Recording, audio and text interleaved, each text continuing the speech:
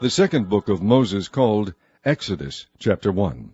Now these are the names of the children of Israel which came into Egypt. Every man in his household came with Jacob: Reuben, Simeon, Levi, and Judah, Issachar, Zebulun, and Benjamin, Dan, and Naphtali, Gad, and Asher. And all the souls that came out of the lines of Jacob were 70 souls, for Joseph was in Egypt already. And Joseph died, and all his brethren, and all that generation. And the children of Israel were fruitful, and increased abundantly, and multiplied, and waxed exceedingly mighty, and the land was filled with them. Now there arose up a new king over Egypt, which knew not Joseph. And he said unto his people, Behold, the people of the children of Israel are more and mightier than we. Come on, let us deal wisely with them, lest they multiply. And it come to pass that, when there falleth out any war, they join also unto our enemies, and fight against us, and so get them up out of the land. Therefore they did set over them taskmasters, to afflict them with their burdens. And they built for Pharaoh treasure cities, Pithom and Ramses. But the more they afflicted them, the more they multiplied and grew, and they were grieved because of the children of Israel. And the Egyptians made the children of Israel to serve with rigor, and they made their lives bitter with hard bondage in mortar and in brick, and in all manner of service in the field. All their service wherein they made them serve was with rigor. And the king of Egypt spake to the Hebrew midwives, of which the name of the one was Shiphrah, and the name of the other Puah. And he said, When ye do the office of a midwife to the Hebrew women, and see them upon the stools, if it be a son, then ye shall kill him, but if it be a daughter, then she shall live. But the midwives feared God, and did not as the king of Egypt commanded them, but saved the men children alive.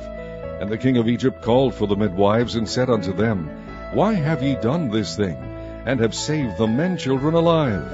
And the midwives said unto Pharaoh, Because the Hebrew women are not as the Egyptian women, for they are lively, and are delivered ere the midwives come in unto them. Therefore God dealt well with the midwives, and the people multiplied, and waxed very mighty. And it came to pass, because the midwives feared God, that he made them houses. And Pharaoh charged all his people, saying, Every son that is born ye shall cast into the river, and every daughter ye shall save alive. Chapter 2. And there went a man of the house of Levi, and took to wife a daughter of Levi. And the woman conceived, and bare a son. And when she saw him that he was a goodly child, she hid him 3 months. And when she could not longer hide him, she took for him an ark of bulrushes, and daubed it with slime, and with pitch, and put the child therein. And she laid it in the flags by the river's brink. And his sister stood afar off, to wit what would be done to him. And the daughter of Pharaoh came down to wash herself at the river, and her maidens walked along by the river's side. And when she saw the ark among the flags, she sent her maid to fetch it. And when she had opened it, she saw the child, and behold, the babe wept. And she had compassion on him, and said, This is one of the Hebrews' children. Then said his sister to Pharaoh's daughter, Shall I go and call to thee a nurse of the Hebrew women, that she may nurse the child for thee? And Pharaoh's daughter said to her, Go. And the maid went and called the child's mother. And Pharaoh's daughter said unto her, Take this child away, and nurse it for me, and I will give thee thy wages. And the woman took the child, and nursed it. And the child grew, and she brought him unto Pharaoh's daughter, and he became her son. And she called his name Moses. And she said, Because I drew him out of the water. And it came to pass in those days, when Moses was grown, that he went out unto his brethren, and looked on their burdens, and he spied an Egyptian smiting an Hebrew, one of his brethren. And he looked this way and that way, and when he saw that there was no man, he slew the Egyptian, and hid him in the sand. And when he went out the second day, behold, 2 men of the Hebrews strove together. And he said to him that did the wrong, Wherefore smitest thou thy fellow? And he said, Who made thee a prince and a judge over us? Intendest thou to kill me, as thou killest the Egyptian? And Moses feared, and said, Surely this thing is known. Now when Pharaoh heard this thing, he sought to slay Moses. But Moses fled from the face of Pharaoh, and dwelt in the land of Midian. And he sat down by a well. Now the priest of Midian had 7 daughters, and they came and drew water, and filled the troughs to water their father's flock. And the shepherds came and drove them away, but Moses stood up and helped them, and watered their flock. And when they came to Reuel their father, he said, How is it that ye are come so soon today? And they said, An Egyptian delivered us out of the hand of the shepherds, and also drew water enough for us, and watered the flock. And he said unto his daughters, And where is he? Why is it that ye have left the man? Call him, that he may eat bread. And Moses was content to dwell with the man. And he gave Moses Zipporah his daughter, and she bare him a son, and he called his name Gershom, for he said, I have been a stranger in a strange land. And it came to pass in process of time that the king of Egypt died, and the children of Israel sighted by reason of the bondage, and they cried, and their cry came up unto God by reason of the bondage. And God heard their groaning, and God remembered his covenant with Abraham, with Isaac, and with Jacob. And God looked upon the children of Israel, and God had respect unto them. Chapter 3. Now Moses kept the flock of Jethro his father-in-law, the priest of Midian, and he led the flock to the backside of the desert, and came to the mountain of God, even to Horeb. And the angel of the Lord appeared unto him in a flame of fire out of the midst of a bush. And he looked, and behold, the bush burned with fire, and the bush was not consumed. And Moses said, I will now turn aside, and see this great sight, why the bush is not burnt. And when the Lord saw that he turned aside to see, God called unto him out of the midst of the bush, and said, Moses, Moses. And he said, Here am I. And he said, Draw not nigh hither, put off thy shoes from off thy feet, for the place whereon thou standest is holy ground. Moreover he said, I am the God of thy father, the God of Abraham, the God of Isaac, and the God of Jacob. And Moses hid his face, for he was afraid to look upon God. And the Lord said, I have surely seen the affliction of my people which are in Egypt, and have heard their cry by reason of their taskmasters, for I know their sorrows.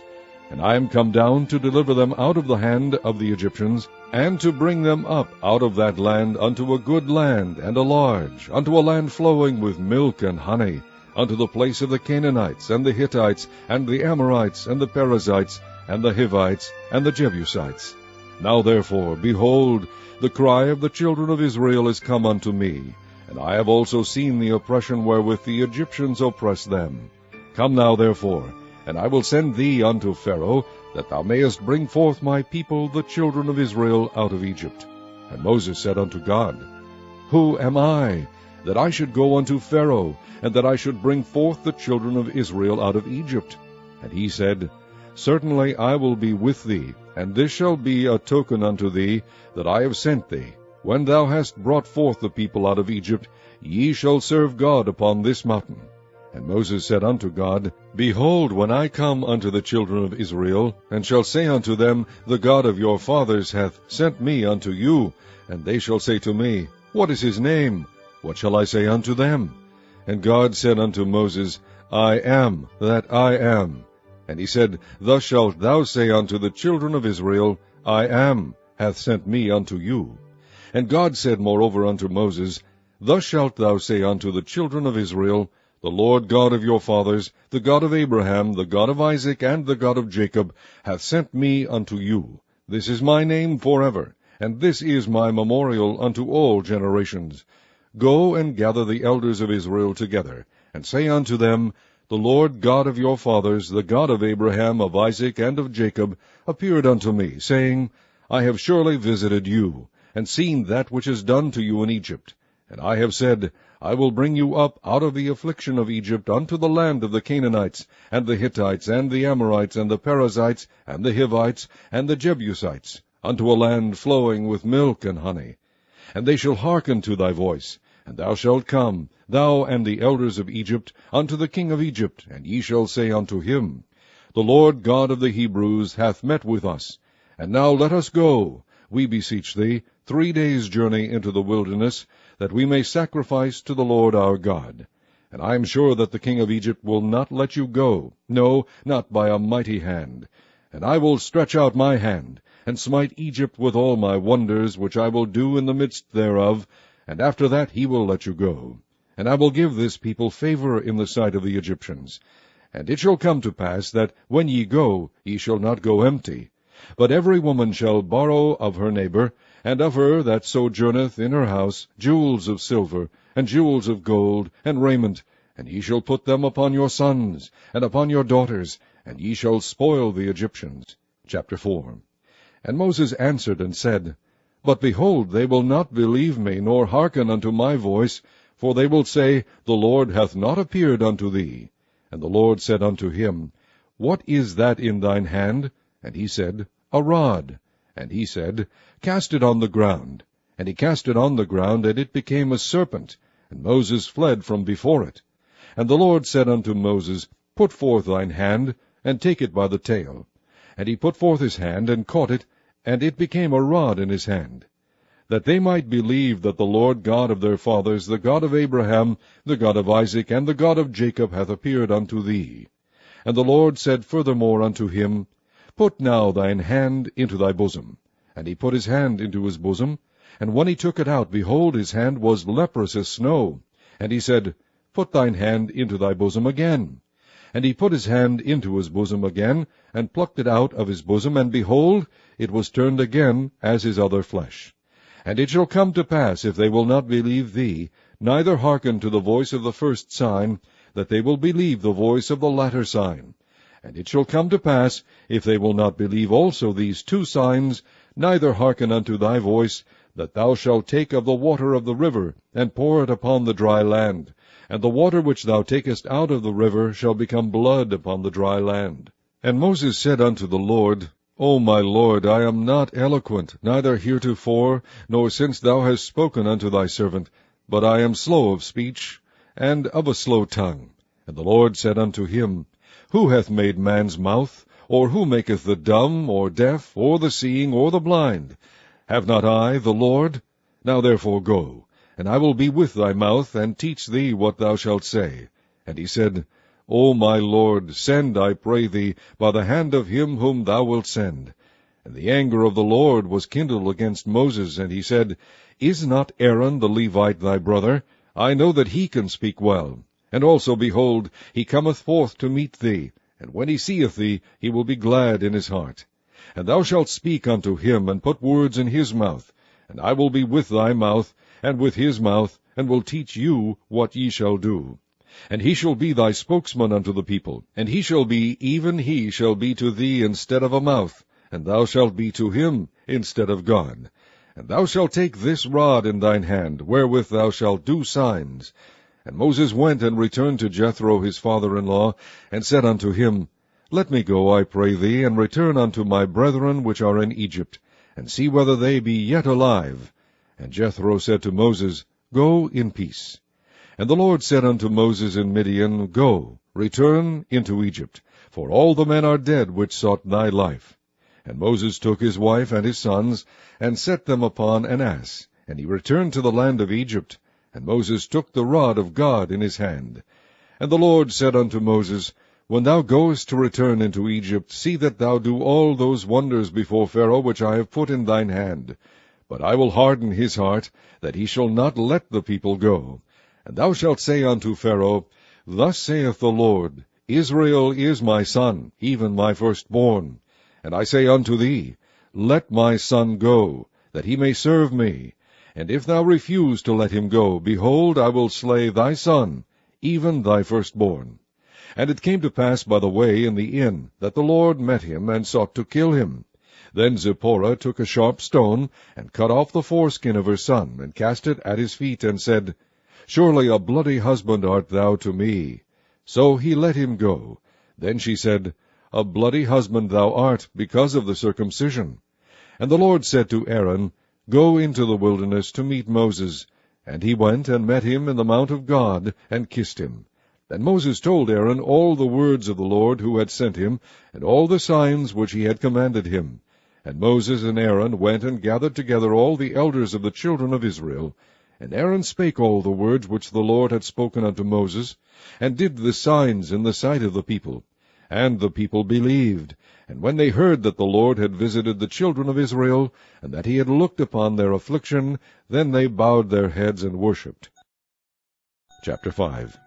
And after Moses and Aaron went in and told Pharaoh, Thus saith the Lord God of Israel, Let my people go, that they may hold a feast unto me in the wilderness. And Pharaoh said, Who is the Lord, that I should obey his voice to let Israel go? I know not the Lord, neither will I let Israel go. And they said, The God of the Hebrews hath met with us. Let us go, we pray thee, 3 days' journey into the desert, and sacrifice unto the Lord our God, lest he fall upon us with pestilence, or with the sword. And the king of Egypt said unto them, Wherefore do ye, Moses and Aaron, let the people from their works get you unto your burdens? And Pharaoh said, Behold, the people of the land now are many, and ye make them rest from their burdens. And Pharaoh commanded the same day the taskmasters of the people and their officers, saying, Ye shall no more give the people straw to make brick, as heretofore. Let them go and gather straw for themselves. And the tale of the bricks which they did make heretofore ye shall lay upon them. Ye shall not diminish aught thereof, for they be idle. Therefore they cry, saying, Let us go and sacrifice to our God. Let there be more work be laid upon the men, that they may labor therein, and let them not regard vain words. And the taskmasters of the people went out, and their officers, and they spake to the people, saying, Thus saith Pharaoh, I will not give you straw. Go ye, get you straw where ye can find it, yet not aught of your work shall be diminished. So the people were scattered abroad throughout the land of Egypt, to gather stubble instead of straw. And the taskmasters hasted them, saying, Fulfill your works, your daily tasks, as when there was straw. And the officers of the children of Israel, which Pharaoh's taskmasters had set over them, were beaten, and demanded, Wherefore have ye not fulfilled your task in making brick both yesterday and today, as heretofore? Then the officers of the children of Israel came and cried unto Pharaoh, saying, Wherefore dealest thou thus with thy servants? There is no straw given unto thy servants, and they say to us, Make brick. And behold, thy servants are beaten, but the fault is in thine own people. But he said, Ye are idle, ye are idle. Therefore ye say, Let us go and do sacrifice to the Lord. Go therefore now and work, for there shall no straw be given you, yet shall ye deliver the tale of bricks. And the officers of the children of Israel did see that they were in evil case, after it was said, Ye shall not minish aught from your bricks of your daily task. And they met Moses and Aaron, who stood in the way, as they came forth from Pharaoh. And they said unto them, The Lord look upon you, and judge, because ye have made our savour to be abhorred in the eyes of Pharaoh, and in the eyes of his servants, to put a sword in their hand to slay us. And Moses returned unto the Lord, and said, Lord, wherefore hast thou so evil entreated this people? Why is it that thou hast sent me? For since I came to Pharaoh to speak in thy name, he hath done evil to this people, neither hast thou delivered thy people at all. Chapter 6. Then the Lord said unto Moses, Now shalt thou see what I will do to Pharaoh. For with a strong hand shall he let them go, and with a strong hand shall he drive them out of his land. And God spake unto Moses, and said unto him, I am the Lord. And I appeared unto Abraham, unto Isaac, and unto Jacob, by the name of God Almighty, but by my name, Jehovah, was I not known to them. And I have also established my covenant with them, to give them the land of Canaan, the land of their pilgrimage, wherein they were strangers. And I have also heard the groaning of the children of Israel, whom the Egyptians keep in bondage, and I have remembered my covenant. Wherefore say unto the children of Israel, I am the Lord, and I will bring you out from under the burdens of the Egyptians, and I will rid you out of their bondage, and I will redeem you with a stretched out arm, and with great judgments. And I will take you to me for a people, and I will be to you a God. And ye shall know that I am the Lord your God, which bringeth you out from under the burdens of the Egyptians. And I will bring you in unto the land, concerning the which I did swear to give it to Abraham, to Isaac, and to Jacob, and I will give it you for an heritage. I am the Lord. And Moses spake so unto the children of Israel, but they hearkened not unto Moses for anguish of spirit, and for cruel bondage. And the Lord spake unto Moses, saying, Go in, speak unto Pharaoh king of Egypt, that he let the children of Israel go out of his land. And Moses spake before the Lord, saying, Behold, the children of Israel have not hearkened unto me. How then shall Pharaoh hear me, who am of uncircumcised lips? And the Lord spake unto Moses and unto Aaron, and gave them a charge unto the children of Israel, and unto Pharaoh king of Egypt, to bring the children of Israel out of the land of Egypt. These be the heads of their fathers' houses. The sons of Reuben, the firstborn of Israel, Hanoch, and Palu, Hezron, and Carmi. These be the families of Reuben. And the sons of Simeon, Jemuel, and Jamin, and Ohad, and Jachin, and Zohar, and Shaul, the son of a Canaanitish woman. These are the families of Simeon. And these are the names of the sons of Levi according to their generations, Gershon, and Kohath, and Merari. And the years of the life of Levi were 137 years. The sons of Gershon, Libni, and Shimei, according to their families. And the sons of Kohath, Amram, and Ishar, and Hebron, and Uzziel. And the years of the life of Kohath were 133 years. And the sons of Merari, Mahali, and Mushi. These are the families of Levi according to their generations. And Amram took him Jochebed, his father's sister, to wife, and she bare him Aaron and Moses. And the years of the life of Amram were 137 years. And the sons of Ishar, Korah, and Nepheg, and Zichri. And the sons of Uzziel, Mishael, and Elzaphan, and Zithri. And Aaron took him Elisheba, daughter of Aminadab, sister of Naashon, to wife. And she bare him Nadab, and Abihu, Eleazar, and Ithamar. And the sons of Korah, Asir, and Elkanah, and Abiasaph. These are the families of the Korhites. And Eleazar, Aaron's son, took him one of the daughters of Putiel to wife, and she bare him Phinehas. These are the heads of the fathers of the Levites according to their families. These are that Aaron and Moses, to whom the Lord said, Bring out the children of Israel from the land of Egypt according to their armies. These are they which spake to Pharaoh king of Egypt, to bring out the children of Israel from Egypt. These are that Moses and Aaron. And it came to pass on the day when the Lord spake unto Moses in the land of Egypt, that the Lord spake unto Moses, saying, I am the Lord. Speak thou unto Pharaoh king of Egypt all that I say unto thee. And Moses said before the Lord, Behold, I am of uncircumcised lips, and how shall Pharaoh hearken unto me? Chapter 7. And the Lord said unto Moses, See, I have made thee a god to Pharaoh, and Aaron thy brother shall be thy prophet. Thou shalt speak all that I command thee, and Aaron thy brother shall speak unto Pharaoh, that he send the children of Israel out of his land. And I will harden Pharaoh's heart, and multiply my signs and my wonders in the land of Egypt. But Pharaoh shall not hearken unto you, that I may lay my hand upon Egypt, and bring forth mine armies, and my people the children of Israel, out of the land of Egypt by great judgments. And the Egyptians shall know that I am the Lord, when I stretch forth mine hand upon Egypt, and bring out the children of Israel from among them. And Moses and Aaron did as the Lord commanded them, so did they. And Moses was 80 years old, and Aaron 83 years old, when they spake unto Pharaoh. And the Lord spake unto Moses and unto Aaron, saying, When Pharaoh shall speak unto you, saying, Shew a miracle for you, then thou shalt say unto Aaron, Take thy rod, and cast it before Pharaoh, and it shall become a serpent.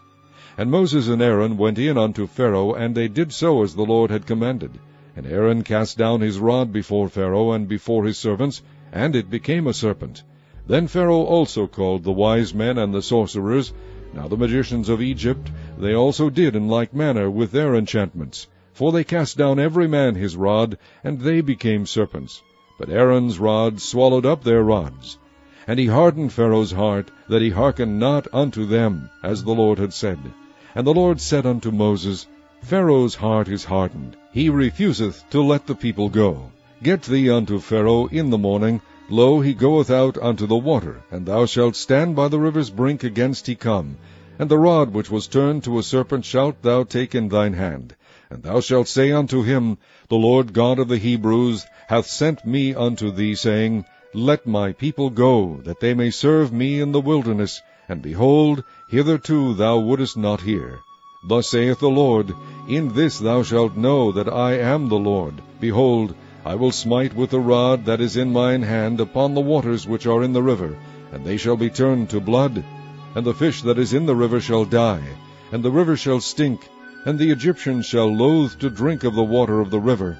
And the Lord spake unto Moses, Say unto Aaron, Take thy rod, and stretch out thine hand upon the waters of Egypt, upon their streams, upon their rivers, and upon their ponds, and upon all their pools of water, that they may become blood, and that there may be blood throughout all the land of Egypt, both in vessels of wood and in vessels of stone. And Moses and Aaron did so, as the Lord commanded, and he lifted up the rod, and smote the waters that were in the river, in the sight of Pharaoh, and in the sight of his servants, and all the waters that were in the river were turned to blood. And the fish that was in the river died, and the river stank, and the Egyptians could not drink of the water of the river, and there was blood throughout all the land of Egypt. And the magicians of Egypt did so with their enchantments. And Pharaoh's heart was hardened, neither did he hearken unto them, as the Lord had said. And Pharaoh turned and went into his house, neither did he set his heart to this also. And all the Egyptians digged round about the river for water to drink, for they could not drink of the water of the river. And 7 days were fulfilled after that the Lord had smitten the river. Chapter 8. And the Lord spake unto Moses, Go unto Pharaoh, and say unto him, Thus saith the Lord, Let my people go, that they may serve me. And if thou refuse to let them go, behold, I will smite all thy borders with frogs. And the river shall bring forth frogs abundantly, which shall go up and come into thine house, and into thy bedchamber, and upon thy bed, and into the house of thy servants, and upon thy people, and into thine ovens, and into thy kneading troughs. And the frogs shall come up both on thee, and upon thy people, and upon all thy servants. And the Lord spake unto Moses, Say unto Aaron, Stretch forth thine hand with thy rod over the streams, over the rivers, and over the ponds, and cause frogs to come upon the land of Egypt. And Aaron stretched out his hand over the waters of Egypt, and the frogs came up, and covered the land of Egypt. And the magicians did so with their enchantments, and brought up frogs upon the land of Egypt. Then Pharaoh called for Moses and Aaron, and said, Entreat the Lord that he may take away the frogs from me, and from my people, and I will let the people go, that they may do sacrifice unto the Lord. And Moses said unto Pharaoh, Glory over me, when shall I entreat for thee, and for thy servants, and for thy people, to destroy the frogs from thee and thy houses, that they may remain in the river only? And he said, Tomorrow. And he said, Be it according to thy word, that thou mayest know that there is none like unto the Lord our God. Then the frogs shall depart from thee, and from thy houses, and from thy servants, and from thy people. They shall remain in the river only. And Moses and Aaron went out from Pharaoh, and Moses cried unto the Lord because of the frogs which he had brought against Pharaoh. And the Lord did according to the word of Moses, and the frogs died out of the houses, out of the villages, and out of the fields. And they gathered them together upon heaps, and the land stank. But when Pharaoh saw that there was respite, he hardened his heart, and hearkened not unto them, as the Lord had said.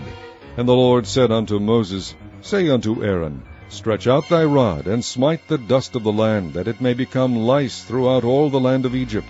And they did so. For Aaron stretched out his hand with his rod, and smote the dust of the earth, and it became lice in man and in beast. All the dust of the land became lice throughout all the land of Egypt. And the magicians did so with their enchantments to bring forth lice. But they could not. So there were lice upon man and upon beast. Then the magicians said unto Pharaoh, This is the finger of God. And Pharaoh's heart was hardened, and he hearkened not unto them, as the Lord had said. And the Lord said unto Moses, Rise up early in the morning, and stand before Pharaoh. Lo, he cometh forth to the water, and say unto him, Thus saith the Lord, Let my people go, that they may serve me. Else if thou wilt not let my people go, behold, I will send swarms of flies upon thee, and upon thy servants, and upon thy people, and into thy houses, and the houses of the Egyptians shall be full of swarms of flies, and also the ground whereon they are. And I will sever in that day the land of Goshen, in which my people dwell, that no swarms of flies shall be there, to the end thou mayest know that I am the Lord in the midst of the earth. And I will put a division between my people and thy people. Tomorrow shall this sign be. And the Lord did so, and there came a grievous swarm of flies into the house of Pharaoh, and into his servants' houses, and into all the land of Egypt. The land was corrupted by reason of the swarm of flies. And Pharaoh called for Moses and for Aaron, and said, Go ye, sacrifice to your God in the land. And Moses said, It is not meet so to do, for we shall sacrifice the abomination of the Egyptians to the Lord our God. Lo, shall we sacrifice the abomination of the Egyptians before their eyes, and will they not stone us? We will go 3 days' journey into the wilderness, and sacrifice to the Lord our God, as he shall command us. And Pharaoh said, I will let you go, that ye may sacrifice to the Lord your God in the wilderness. Only ye shall not go very far away. Entreat for me. And Moses said, Behold, I go out from thee, and I will entreat the Lord that the swarms of flies may depart from Pharaoh, from his servants, and from his people tomorrow. But let not Pharaoh deal deceitfully any more in not letting the people go to sacrifice to the Lord. And Moses went out from Pharaoh, and entreated the Lord. And the Lord did according to the word of Moses, and he removed the swarms of flies from Pharaoh, from his servants, and from his people. There remained not one. And Pharaoh hardened his heart at this time also, neither would he let the people go. Chapter 9. Then the Lord said unto Moses, Go in unto Pharaoh, and tell him, Thus saith the Lord God of the Hebrews, Let my people go, that they may serve me. For if thou refuse to let them go, and wilt hold them still, behold, the hand of the Lord is upon thy cattle which is in the field, upon the horses, upon the asses, upon the camels, upon the oxen, and upon the sheep. There shall be a very grievous murrain. And the Lord shall sever between the cattle of Israel and the cattle of Egypt, and there shall nothing die of all that is the children's of Israel. And the Lord appointed a set time, saying, Tomorrow the Lord shall do this thing in the land. And the Lord did that thing on the morrow, and all the cattle of Egypt died, but of the cattle of the children of Israel died not one. And Pharaoh sent, and behold, there was not one of the cattle of the Israelites dead. And the heart of Pharaoh was hardened, and he did not let the people go. And the Lord said unto Moses and unto Aaron, Take to you handfuls of ashes of the furnace, and let Moses sprinkle it toward the heaven in the sight of Pharaoh, and it shall become small dust in all the land of Egypt, and shall be a boil breaking forth with blains upon man and upon beast throughout all the land of Egypt. And they took ashes of the furnace, and stood before Pharaoh, and Moses sprinkled it up toward heaven, and it became a boil breaking forth with blains upon man and upon beast. And the magicians could not stand before Moses because of the boils, for the boil was upon the magicians, and upon all the Egyptians. And the Lord hardened the heart of Pharaoh, and he hearkened not unto them, as the Lord had spoken unto Moses. And the Lord said unto Moses, Rise up early in the morning, and stand before Pharaoh, and say unto him, Thus saith the Lord God of the Hebrews, Let my people go, that they may serve me. For I will at this time send all my plagues upon thine heart, and upon thy servants, and upon thy people, that thou mayest know that there is none like me in all the earth. For now I will stretch out my hand, that I may smite thee and thy people with pestilence, and thou shalt be cut off from the earth. And in very deed for this cause have I raised thee up, for to shew in thee my power, and that my name may be declared throughout all the earth. As yet exaltest thou thyself against my people, that thou wilt not let them go. Behold, tomorrow about this time I will cause it to rain a very grievous hail, such as hath not been in Egypt since the foundation thereof even until now. Send therefore now, and gather thy cattle, and all that thou hast in the field, for upon every man and beast which shall be found in the field, and shall not be brought home, the hail shall come down upon them, and they shall die. He that feared the word of the Lord among the servants of Pharaoh made his servants and his cattle flee into the houses. And he that regarded not the word of the Lord left his servants and his cattle in the field. And the Lord said unto Moses, Stretch forth thine hand toward heaven, that there may be hail in all the land of Egypt, upon man, and upon beast, and upon every herb of the field, throughout the land of Egypt. And Moses stretched forth his rod toward heaven, and the Lord sent thunder and hail, and the fire ran along upon the ground, and the Lord rained hail upon the land of Egypt. So there was hail, and fire mingled with the hail, very grievous, such as there was none like it in all the land of Egypt since it became a nation. And the hail smote throughout all the land of Egypt all that was in the field, both man and beast. And the hail smote every herb of the field, and brake every tree of the field. Only in the land of Goshen, where the children of Israel were, was there no hail. And Pharaoh sent and called for Moses and Aaron, and said unto them, I have sinned this time. The Lord is righteous, and I and my people are wicked. Entreat the Lord, for it is enough, that there be no more mighty thunderings and hail, and I will let you go, and ye shall stay no longer. And Moses said unto him, As soon as I am gone out of the city, I will spread abroad my hands unto the Lord, and the thunder shall cease, neither shall there be any more hail, that thou mayest know how that the earth is the Lord's. But as for thee and thy servants, I know that ye will not yet fear the Lord God. And the flax and the barley were smitten, for the barley was in the ear, and the flax was bold. But the wheat and the rye were not smitten, for they were not grown up. And Moses went out of the city from Pharaoh, and spread abroad his hands unto the Lord. And the thunders and hail ceased, and the rain was not poured upon the earth. And when Pharaoh saw that the rain and the hail and the thunders were ceased, he sinned yet more, and hardened his heart, he and his servants. And the heart of Pharaoh was hardened, neither would he let the children of Israel go, as the Lord had spoken by Moses. Chapter 10. And the Lord said unto Moses, Go in unto Pharaoh, for I have hardened his heart, and the heart of his servants, that I might shew these my signs before him, and that thou mayest tell in the ears of thy son, and of thy son's sons, what things I have wrought in Egypt, and my signs which I have done among them, that ye may know how that I am the Lord. And Moses and Aaron came in unto Pharaoh, and said unto him, Thus saith the Lord God of the Hebrews, How long wilt thou refuse to humble thyself before me? Let my people go, that they may serve me. Else if thou refuse to let my people go, behold, tomorrow will I bring the locusts into thy coast, and they shall cover the face of the earth, that one cannot be able to see the earth, and they shall eat the residue of that which is escaped, which remaineth unto you from the hail, and shall eat every tree which groweth for you out of the field. And they shall fill thy houses, and the houses of all thy servants, and the houses of all the Egyptians, which neither thy fathers nor thy fathers' fathers have seen, since the day that they were upon the earth unto this day. And he turned himself and went out from Pharaoh. And Pharaoh's servants said unto him, How long shall this man be a snare unto us? Let the men go, that they may serve the Lord their God. Knowest thou not yet that Egypt is destroyed? And Moses and Aaron were brought again unto Pharaoh, and he said unto them, Go, serve the Lord your God. But who are they that shall go? And Moses said, We will go with our young and with our old, with our sons and with our daughters, with our flocks and with our herds we will go, for we must hold a feast unto the Lord. And he said unto them, Let the Lord be so with you, as I will let you go, and your little ones, look to it, for evil is before you. Not so. Go now ye that are men, and serve the Lord, for that ye did desire. And they were driven out from Pharaoh's presence. And the Lord said unto Moses, Stretch out thine hand over the land of Egypt for the locusts, that they may come up upon the land of Egypt, and eat every herb of the land, even all that the hail hath left.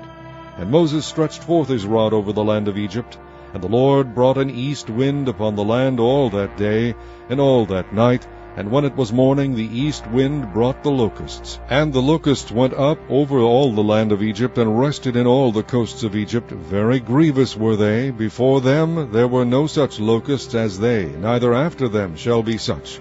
For they covered the face of the whole earth, so that the land was darkened. And they did eat every herb of the land, and all the fruit of the trees which the hail had left. And there remained not any green thing in the trees, or in the herbs of the field, through all the land of Egypt.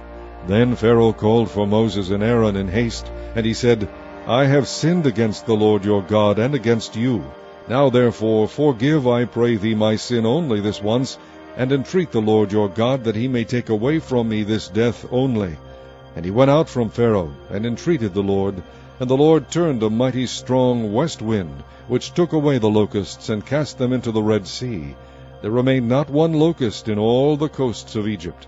But the Lord hardened Pharaoh's heart, so that he would not let the children of Israel go.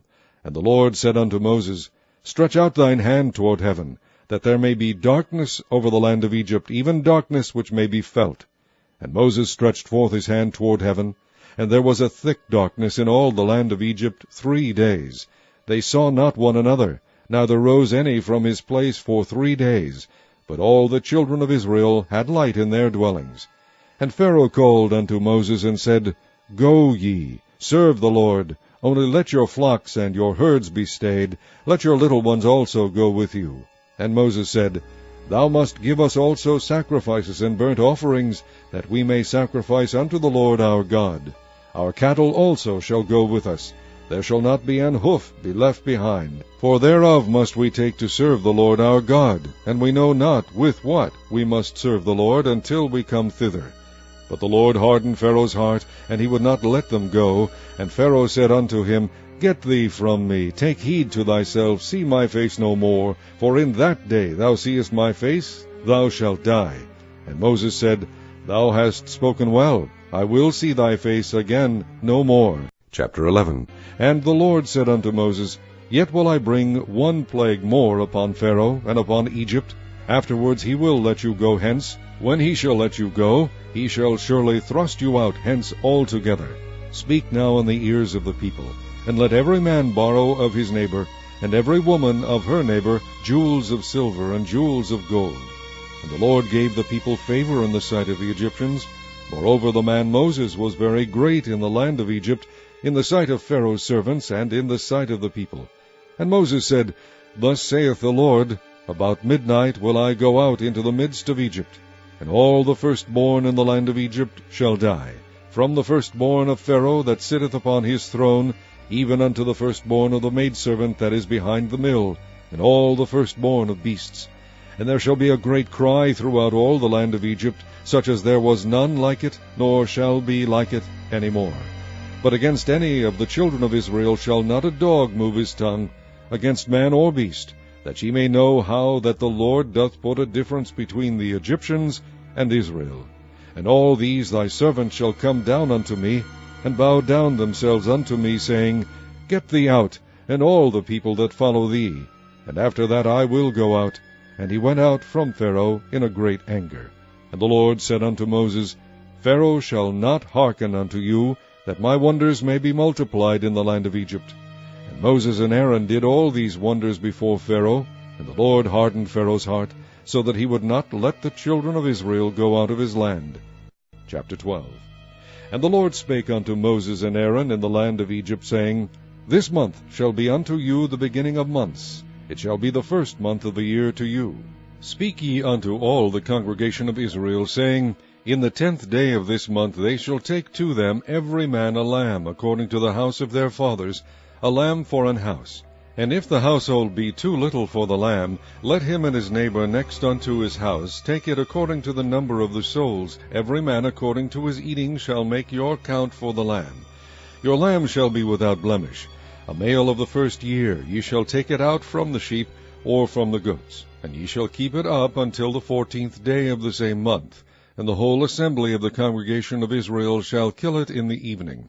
And they shall take of the blood, and strike it on the 2 side posts, and on the upper door post of the houses wherein they shall eat it. And they shall eat the flesh in that night, roast with fire, and unleavened bread, and with bitter herbs they shall eat it.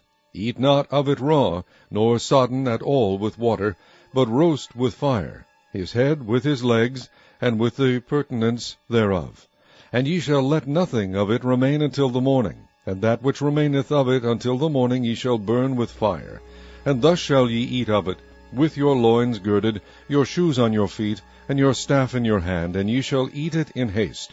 It is the Lord's Passover, for I will pass through the land of Egypt this night, and will smite all the firstborn in the land of Egypt, both man and beast, and against all the gods of Egypt I will execute judgment. I am the Lord. And the blood shall be to you for a token upon the houses where ye are. And when I see the blood I will pass over you, and the plague shall not be upon you to destroy you, when I smite the land of Egypt. And this day shall be unto you for a memorial, and ye shall keep it a feast to the Lord throughout your generations. Ye shall keep it a feast by an ordinance forever. 7 days shall ye eat unleavened bread. Even the first day ye shall put away leaven out of your houses. For whosoever eateth leavened bread from the first day until the 7th day, that soul shall be cut off from Israel. And in the first day there shall be an holy convocation, and in the 7th day there shall be an holy convocation to you.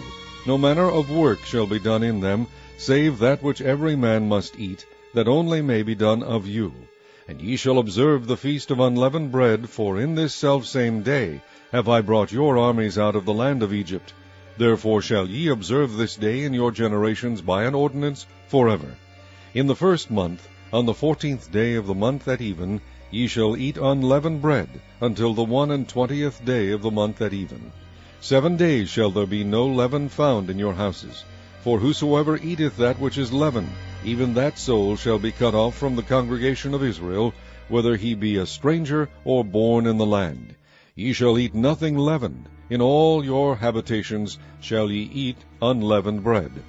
Then Moses called for all the elders of Israel, and said unto them, Draw out, and take you a lamb according to your families, and kill the Passover. And ye shall take a bunch of hyssop, and dip it in the blood that is in the basin, and strike the lintel and the 2 side posts with the blood that is in the basin. And none of you shall go out at the door of his house until the morning. For the Lord will pass through to smite the Egyptians. And when he seeth the blood upon the lintel, and on the 2 side posts, the Lord will pass over the door, and will not suffer the destroyer to come in unto your houses to smite you. And ye shall observe this thing for an ordinance to thee and to thy sons forever. And it shall come to pass, when ye be come to the land which the Lord will give you, according as he hath promised, that ye shall keep this service.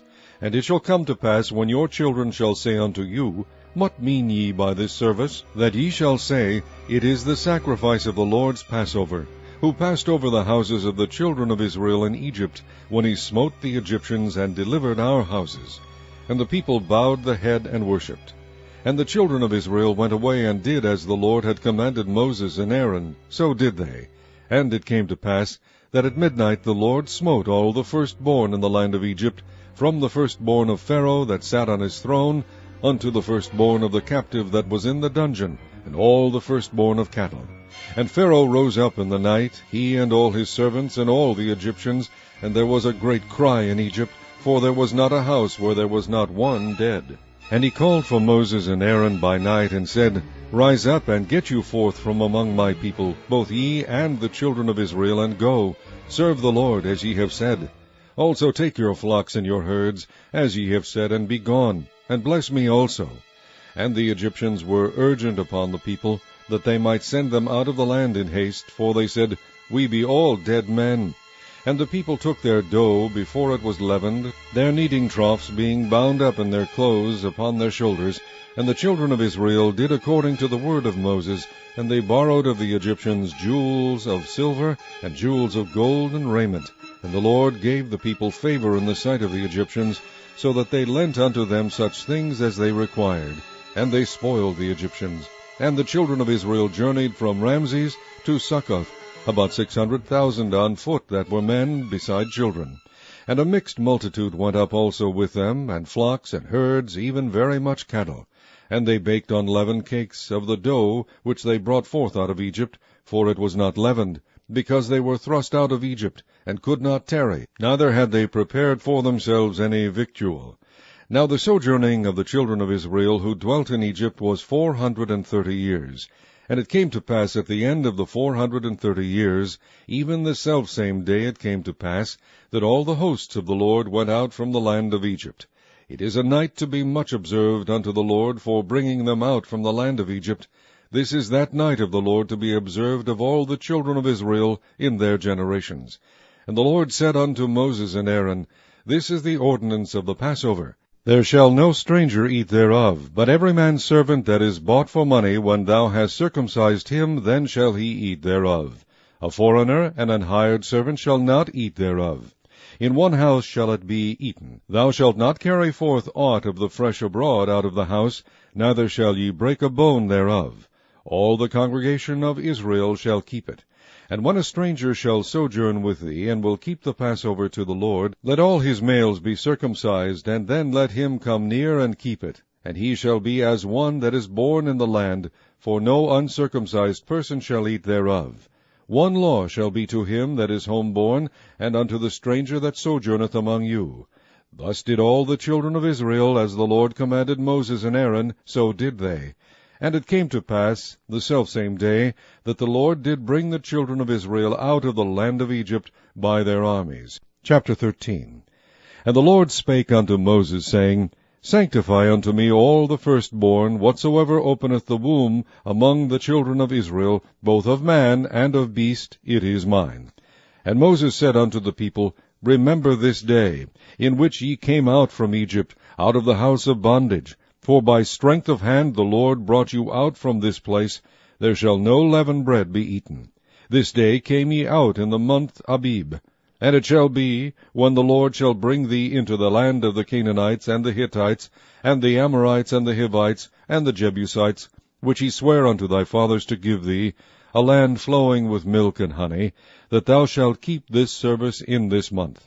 7 days thou shalt eat unleavened bread, and in the 7th day shall be a feast to the Lord.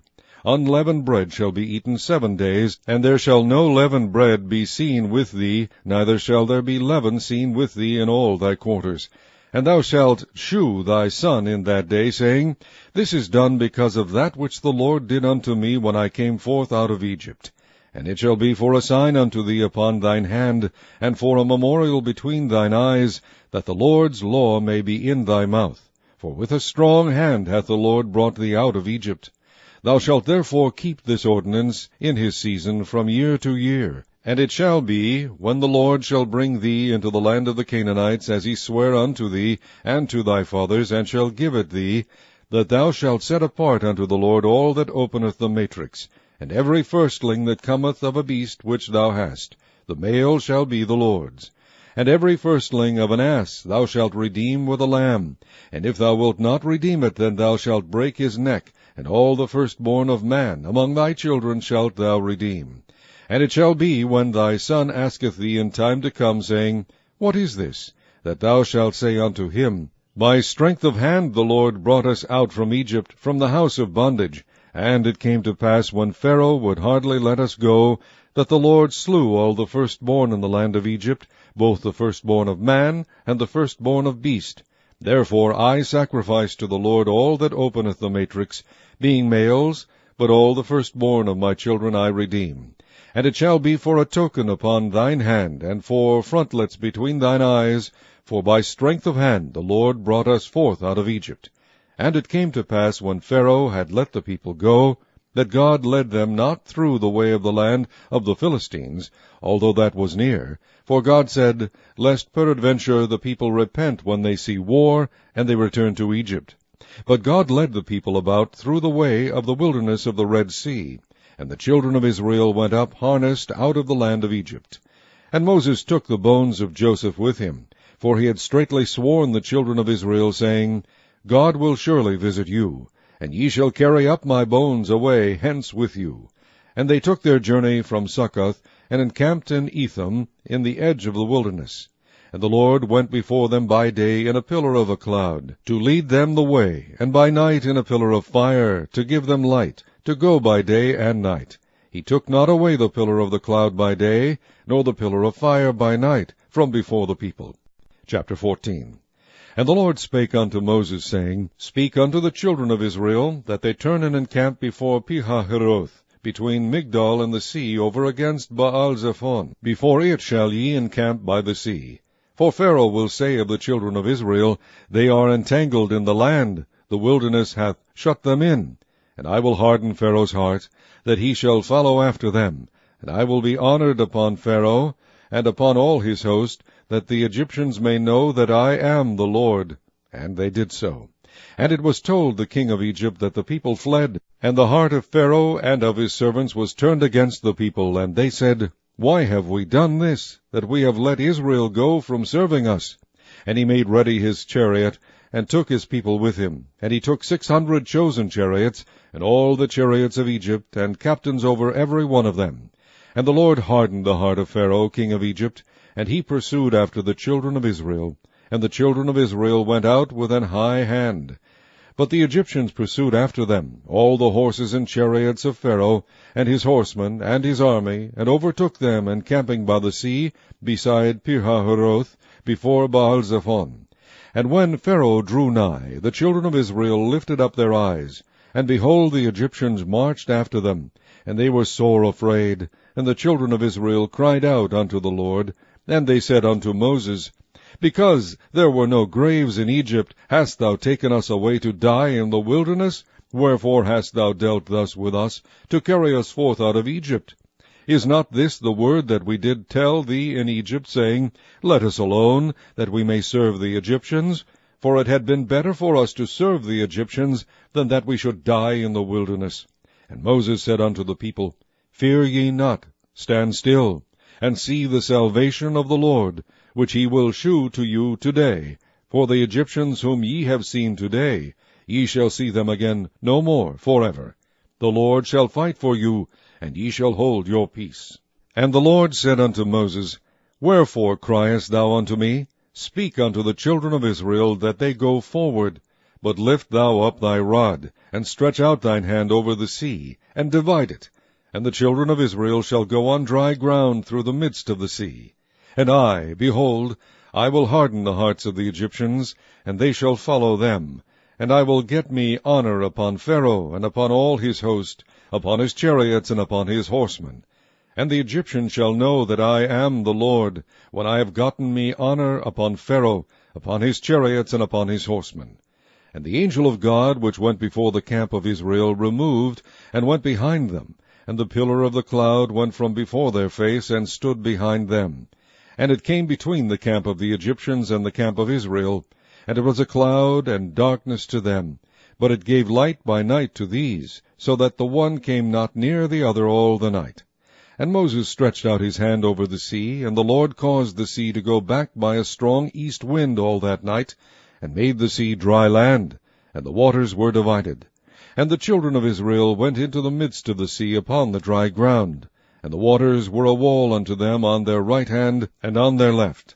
And the Egyptians pursued, and went in after them to the midst of the sea, even all Pharaoh's horses, his chariots, and his horsemen. And it came to pass that in the morning watch the Lord looked unto the host of the Egyptians through the pillar of fire and of the cloud, and troubled the host of the Egyptians, and took off their chariot wheels, that they drave them heavily, so that the Egyptians said, Let us flee from the face of Israel, for the Lord fighteth for them against the Egyptians. And the Lord said unto Moses, Stretch out thine hand over the sea, that the waters may come again upon the Egyptians, upon their chariots, and upon their horsemen. And Moses stretched forth his hand over the sea, and the sea returned to his strength when the morning appeared, and the Egyptians fled against it, and the Lord overthrew the Egyptians in the midst of the sea. And the waters returned, and covered the chariots and the horsemen, and all the host of Pharaoh that came into the sea after them.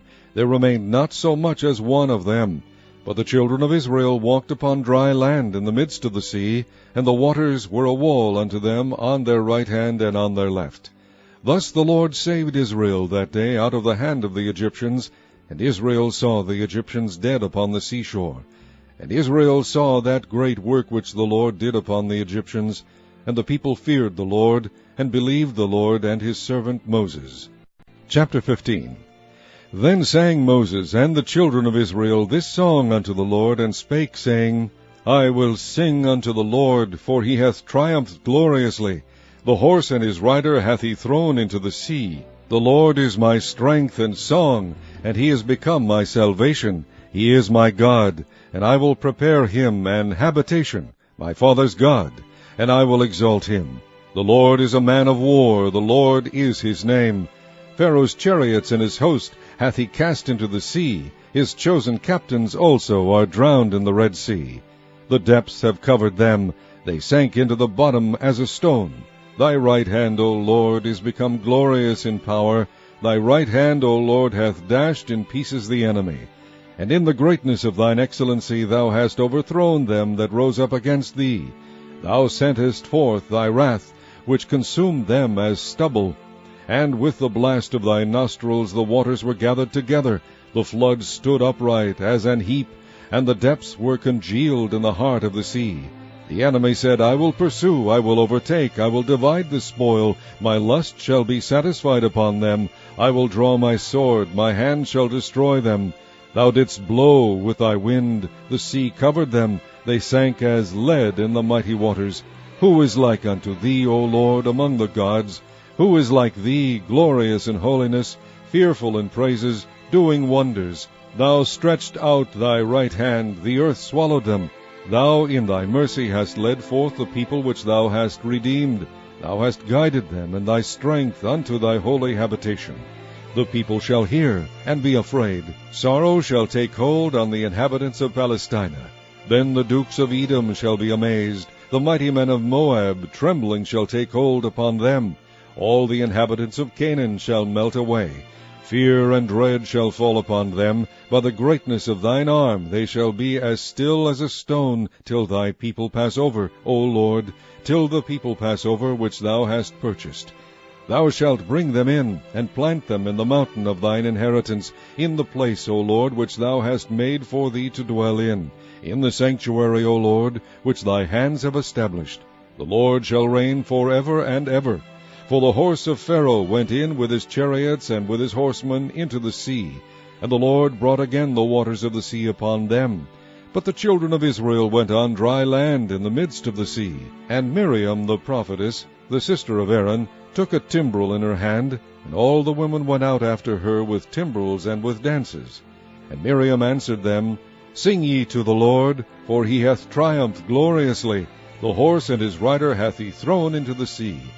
So Moses brought Israel from the Red Sea, and they went out into the wilderness of Shur. And they went 3 days in the wilderness, and found no water. And when they came to Marah, they could not drink of the waters of Marah, for they were bitter. Therefore the name of it was called Marah. And the people murmured against Moses, saying, What shall we drink? And he cried unto the Lord, and the Lord shewed him a tree, which when he had cast into the waters were made sweet. There he made for them a statute and an ordinance, and there he proved them, and said, If thou wilt diligently hearken to the voice of the Lord thy God, and wilt do that which is right in his sight, and wilt give ear to his commandments, and keep all his statutes, I will put none of these diseases upon thee, which I have brought upon the Egyptians, for I am the Lord that healeth thee. And they came to Elim, where were 12 wells of water, and 70 palm trees, and they encamped there by the waters. Chapter 16. And they took their journey from Elim, and all the congregation of the children of Israel came unto the wilderness of Sin, which is between Elim and Sinai, on the 15th day of the 2nd month after their departing out of the land of Egypt. And the whole congregation of the children of Israel murmured against Moses and Aaron in the wilderness. And the children of Israel said unto them, Would to God we had died by the hand of the Lord in the land of Egypt, when we sat by the flesh pots, and when we did eat bread to the full. For ye have brought us forth into this wilderness to kill this whole assembly with hunger. Then said the Lord unto Moses, Behold, I will rain bread from heaven for you, and the people shall go out and gather a certain rate every day, that I may prove them, whether they will walk in my law or no. And it shall come to pass that on the 6th day they shall prepare that which they bring in, and it shall be twice as much as they gather daily. And Moses and Aaron said unto all the children of Israel, At even, then ye shall know that the Lord hath brought you out from the land of Egypt. And in the morning, then ye shall see the glory of the Lord, for that he heareth your murmurings against the Lord. And what are we, that ye murmur against us? And Moses said, This shall be, when the Lord shall give you in the evening flesh to eat, and in the morning bread to the full, for that the Lord heareth your murmurings which ye murmur against him. And what are we? Your murmurings are not against us, but against the Lord. And Moses spake unto Aaron, Say unto all the congregation of the children of Israel, Come near before the Lord, for he hath heard your murmurings. And it came to pass, as Aaron spake unto the whole congregation of the children of Israel, that they looked toward the wilderness, and behold, the glory of the Lord appeared in the cloud. And the Lord spake unto Moses, saying, I have heard the murmurings of the children of Israel. Speak unto them, saying, At even ye shall eat flesh, and in the morning ye shall be filled with bread, and ye shall know that I am the Lord your God. And it came to pass that at even the quails came up, and covered the camp, and in the morning the dew lay around about the host. And when the dew that lay was gone up, behold, upon the face of the wilderness there lay a small round thing, as small as the hoarfrost on the ground. And when the children of Israel saw it, they said one to another, It is manna, for they wist not what it was. And Moses said unto them, This is the bread which the Lord hath given you to eat. This is the thing which the Lord hath commanded. Gather of it every man according to his eating, an omer for every man, according to the number of your persons. Take ye every man for them which are in his tents. And the children of Israel did so, and gathered, some more, some less. And when they did meet it with an omer, he that gathered much had nothing over, and he that gathered little had no lack. They gathered every man according to his eating. And Moses said, Let no man leave of it till the morning. Notwithstanding they hearkened not unto Moses, but some of them left of it until the morning, and it bred worms and stank, and Moses was wroth with them. And they gathered it every morning, every man according to his eating, and when the sun waxed hot it melted. And it came to pass that on the 6th day they gathered twice as much bread, 2 omers, for one man. And all the rulers of the congregation came and told Moses. And he said unto them, This is that which the Lord hath said, Tomorrow is the rest of the holy Sabbath unto the Lord. Bake that which ye will bake today, and seethe that ye will seethe, and that which remaineth over lay up for you to be kept until the morning. And they laid it up till the morning, as Moses bade, and it did not stink, neither was there any worm therein. And Moses said, Eat that today, for today is a Sabbath unto the Lord. Today ye shall not find it in the field. 6 days ye shall gather it, but on the 7th day, which is the Sabbath, in it there shall be none. And it came to pass that there went out some of the people on the 7th day for to gather, and they found none. And the Lord said unto Moses, How long refuse ye to keep my commandments and my laws? See, for that the Lord hath given you the Sabbath, therefore he giveth you on the 6th day the bread of 2 days. Abide ye every man in his place, let no man go out of his place on the 7th day. So the people rested on the 7th day. And the house of Israel called the name thereof manna, and it was like coriander seed, white, and the taste of it was like wafers made with honey. And Moses said, This is the thing which the Lord commandeth. Fill an omer of it to be kept for your generations, that they may see the bread wherewith I have fed you in the wilderness, when I brought you forth from the land of Egypt. And Moses said unto Aaron, Take a pot, and put an omer full of manna therein, and lay it up before the Lord to be kept for your generations. As the Lord commanded Moses, so Aaron laid it up before the testimony to be kept. And the children of Israel did eat manna 40 years, until they came to a land inhabited. They did eat manna until they came unto the borders of the land of Canaan. Now an omer is the 10th part of an ephah. Chapter 17. And all the congregation of the children of Israel journeyed from the wilderness of Sin after their journeys, according to the commandment of the Lord, and pitched in Rephidim, and there was no water for the people to drink. Wherefore the people did chide with Moses, and said, Give us water that we may drink. And Moses said unto them, Why chide ye with me? Wherefore do ye tempt the Lord? And the people thirsted there for water. And the people murmured against Moses, and said, Wherefore is this that thou hast brought us up out of Egypt, to kill us and our children and our cattle with thirst? And Moses cried unto the Lord, saying, What shall I do unto this people? They be almost ready to stone me. And the Lord said unto Moses, Go on before the people, and take with thee of the elders of Israel, and thy rod wherewith thou smotest the river, take in thine hand, and go. Behold, I will stand before thee there upon the rock in Horeb, and thou shalt smite the rock, and there shall come water out of it, that the people may drink. And Moses did so in the sight of the elders of Israel. And he called the name of the place Massah and Meribah, because of the chiding of the children of Israel, and because they tempted the Lord, saying, Is the Lord among us or not? Then came Amalek, and fought with Israel in Rephidim. And Moses said unto Joshua, Choose us out men, and go out, fight with Amalek tomorrow. I will stand on the top of the hill with the rod of God in mine hand. So Joshua did as Moses had said to him, and fought with Amalek. And Moses, Aaron, and Hur went up to the top of the hill. And it came to pass, when Moses held up his hand, that Israel prevailed. And when he let down his hand, Amalek prevailed. But Moses' hands were heavy, and they took a stone, and put it under him, and he sat thereon. And Aaron and Hur stayed up his hands, the one on the one side, and the other on the other side, and his hands were steady until the going down of the sun. And Joshua discomfited Amalek and his people with the edge of the sword. And the Lord said unto Moses, Write this for a memorial in a book, and rehearse it in the ears of Joshua, for I will utterly put out the remembrance of Amalek from under heaven. And Moses built an altar, and called the name of it Jehovah Nissi. For he said, Because the Lord has sworn that the Lord will have war with Amalek from generation to generation. Chapter 18.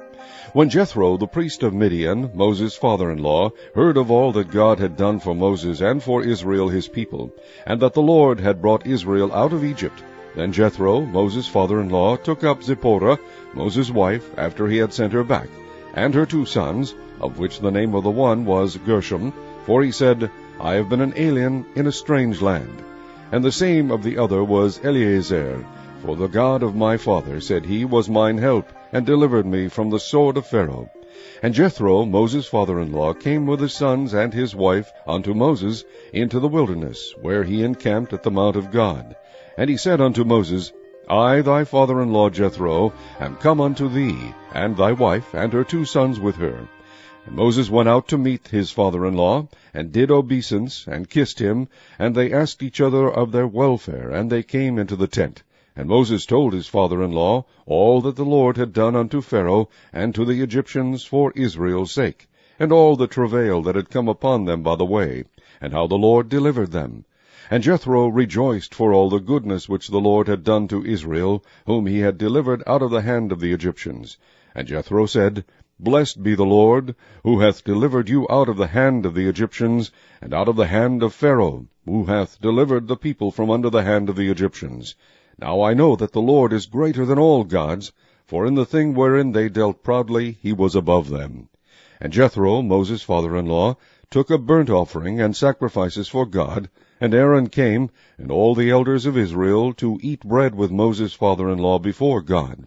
And it came to pass on the morrow, that Moses sat to judge the people, and the people stood by Moses from the morning unto the evening.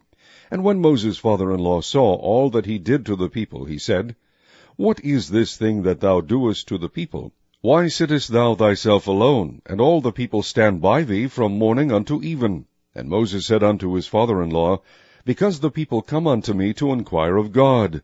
When they have a matter, they come unto me, and I judge between one and another, and I do make them know the statutes of God and his laws. And Moses' father-in-law said unto him, The thing that thou doest is not good. Thou wilt surely wear away, both thou and this people that is with thee, for this thing is too heavy for thee. Thou art not able to perform it thyself alone. Hearken now unto my voice. I will give thee counsel, and God shall be with thee.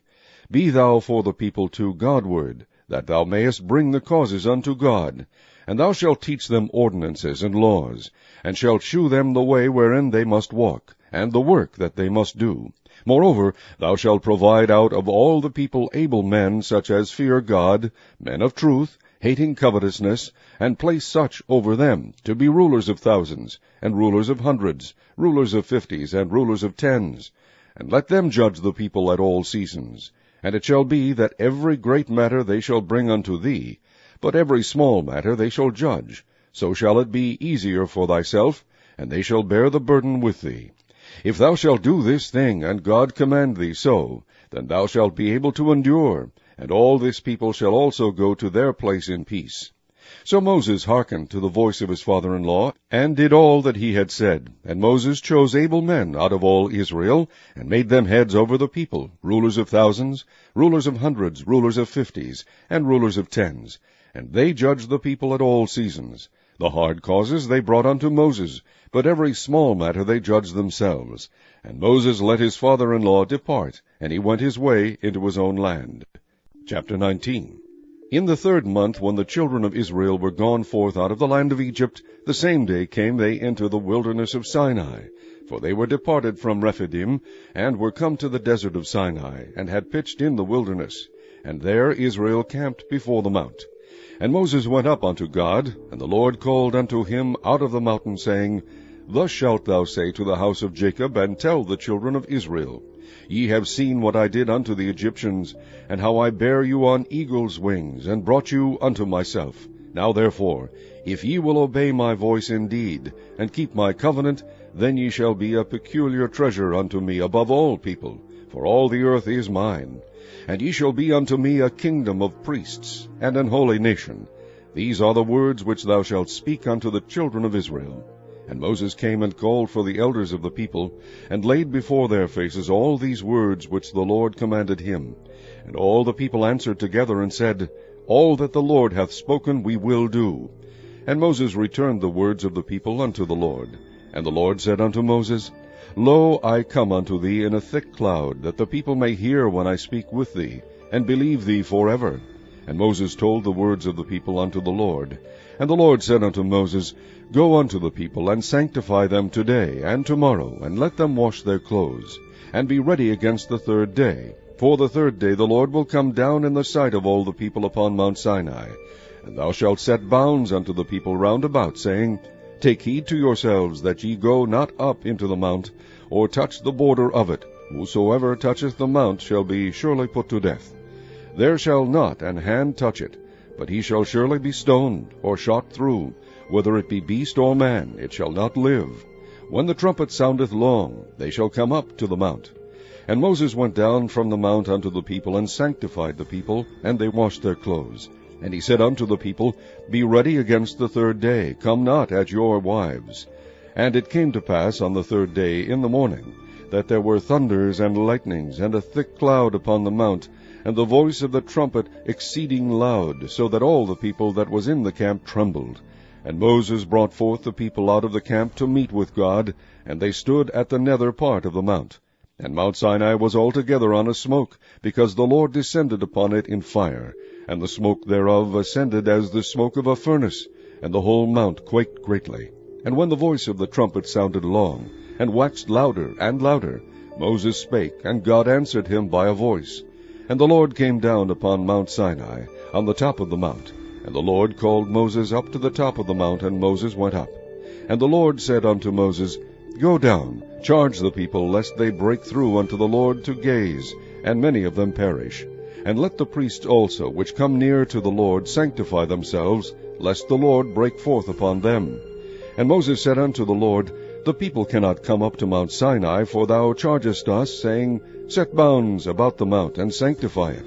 And the Lord said unto him, Away, get thee down, and thou shalt come up, thou and Aaron with thee. But let not the priests and the people break through, to come up unto the Lord, lest he break forth upon them. So Moses went down unto the people, and spake unto them. Chapter 20. And God spake all these words, saying, I am the Lord thy God, which have brought thee out of the land of Egypt, out of the house of bondage. Thou shalt have no other gods before me. Thou shalt not make unto thee any graven image, or any likeness of anything that is in heaven above, or that is in the earth beneath, or that is in the water under the earth. Thou shalt not bow down thyself to them, nor serve them. For I, the Lord thy God, am a jealous God, visiting the iniquity of the fathers upon the children unto the 3rd and 4th generation of them that hate me, and shewing mercy unto thousands of them that love me, and keep my commandments. Thou shalt not take the name of the Lord thy God in vain, for the Lord will not hold him guiltless that taketh his name in vain. Remember the Sabbath day, to keep it holy. 6 days shalt thou labor, and do all thy work. But the 7th day is the Sabbath of the Lord thy God. In it thou shalt not do any work, thou, nor thy son, nor thy daughter, thy manservant, nor thy maidservant, nor thy cattle, nor thy stranger that is within thy gates. For in 6 days the Lord made heaven and earth, the sea, and all that in them is, and rested the 7th day. Wherefore the Lord blessed the Sabbath day, and hallowed it. Honor thy father and thy mother, that thy days may be long upon the land which the Lord thy God giveth thee. Thou shalt not kill. Thou shalt not commit adultery. Thou shalt not steal. Thou shalt not bear false witness against thy neighbor.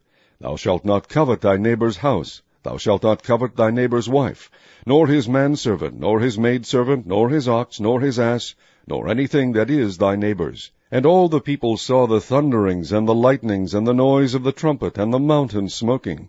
And when the people saw it, they removed, and stood afar off. And they said unto Moses, Speak thou with us, and we will hear. But let not God speak with us, lest we die. And Moses said unto the people, Fear not, for God is come to prove you, and that his fear may be before your faces, that ye sin not. And the people stood afar off, and Moses drew near unto the thick darkness where God was. And the Lord said unto Moses, Thus thou shalt say unto the children of Israel, Ye have seen that I have talked with you from heaven. Ye shall not make with me gods of silver, neither shall ye make unto you gods of gold. An altar of earth thou shalt make unto me, and shalt sacrifice thereon thy burnt offerings, and thy peace offerings, thy sheep and thine oxen. In all places where I record my name I will come unto thee, and I will bless thee. And if thou wilt make me an altar of stone, thou shalt not build it of hewn stone, for if thou lift up thy tool upon it, thou hast polluted it. Neither shalt thou go up by steps unto mine altar, that thy nakedness be not discovered thereon. Chapter 21. Now these are the judgments which thou shalt set before them. If thou buy an Hebrew servant, 6 years he shall serve, and in the 7th he shall go out free for nothing. If he came in by himself, he shall go out by himself. If he were married, then his wife shall go out with him. If his master have given him a wife, and she have borne him sons or daughters, the wife and her children shall be her master's, and he shall go out by himself. And if the servant shall plainly say, I love my master, my wife, and my children, I will not go out free, then his master shall bring him unto the judges. He shall also bring him to the door, or unto the door post, and his master shall bore his ear through with an awl, and he shall serve him forever. And if a man sell his daughter to be a maidservant, she shall not go out, as the menservants do. If she please not her master, who hath betrothed her to himself, then shall he let her be redeemed. To sell her unto a strange nation he shall have no power, seeing he hath dealt deceitfully with her. And if he have betrothed her unto his son, he shall deal with her after the manner of daughters. If he take him another wife, her food, her raiment, and her duty of marriage shall be not diminished. And if he do not these 3 unto her, then shall she go out free without money. He that smiteth a man so that he die shall be surely put to death. And if a man lie not in wait, but God deliver him into his hand, then I will appoint thee a place whither he shall flee. But if a man come presumptuously upon his neighbor to slay him with guile, thou shalt take him from mine altar, that he may die. And he that smiteth his father or his mother shall be surely put to death. And he that stealeth a man and selleth him, or if he be found in his hand, he shall surely be put to death. And he that curseth his father or his mother shall surely be put to death. And if men strive together, and one smite another with a stone or with his fist, and he die not, but keepeth his bed, if he rise again and walk abroad upon his staff, then shall he that smote him be quit. Only he shall pay for the loss of his time, and shall cause him to be thoroughly healed. And if a man smite his servant or his maid with a rod, and he die under his hand, he shall be surely punished. Notwithstanding, if he continue a day or 2, he shall not be punished, for he is his money.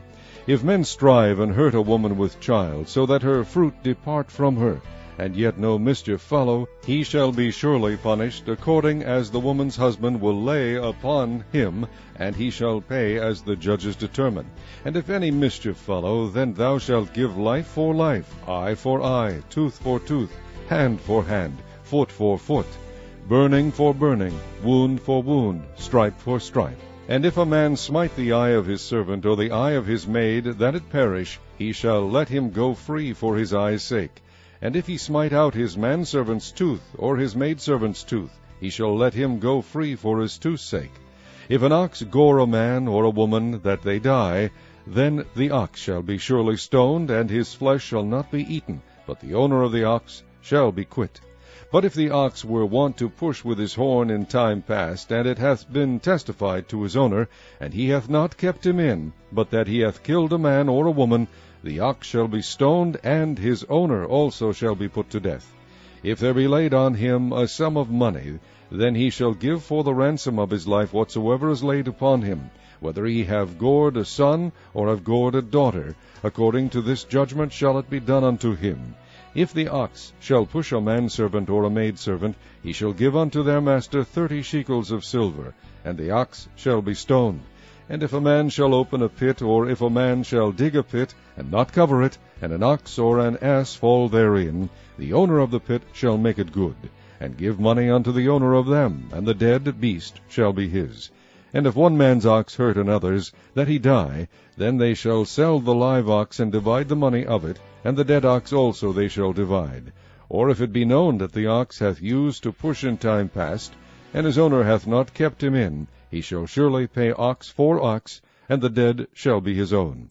Chapter 22. If a man shall steal an ox or a sheep, and kill it, or sell it, he shall restore 5 oxen for an ox, and 4 sheep for a sheep. If a thief be found breaking up, and be smitten that he die, there shall no blood be shed for him. If the sun be risen upon him, there shall be blood shed for him, for he should make full restitution. If he have nothing, then he shall be sold for his theft. If the theft be certainly found in his hand alive, whether it be ox or ass or sheep, he shall restore double.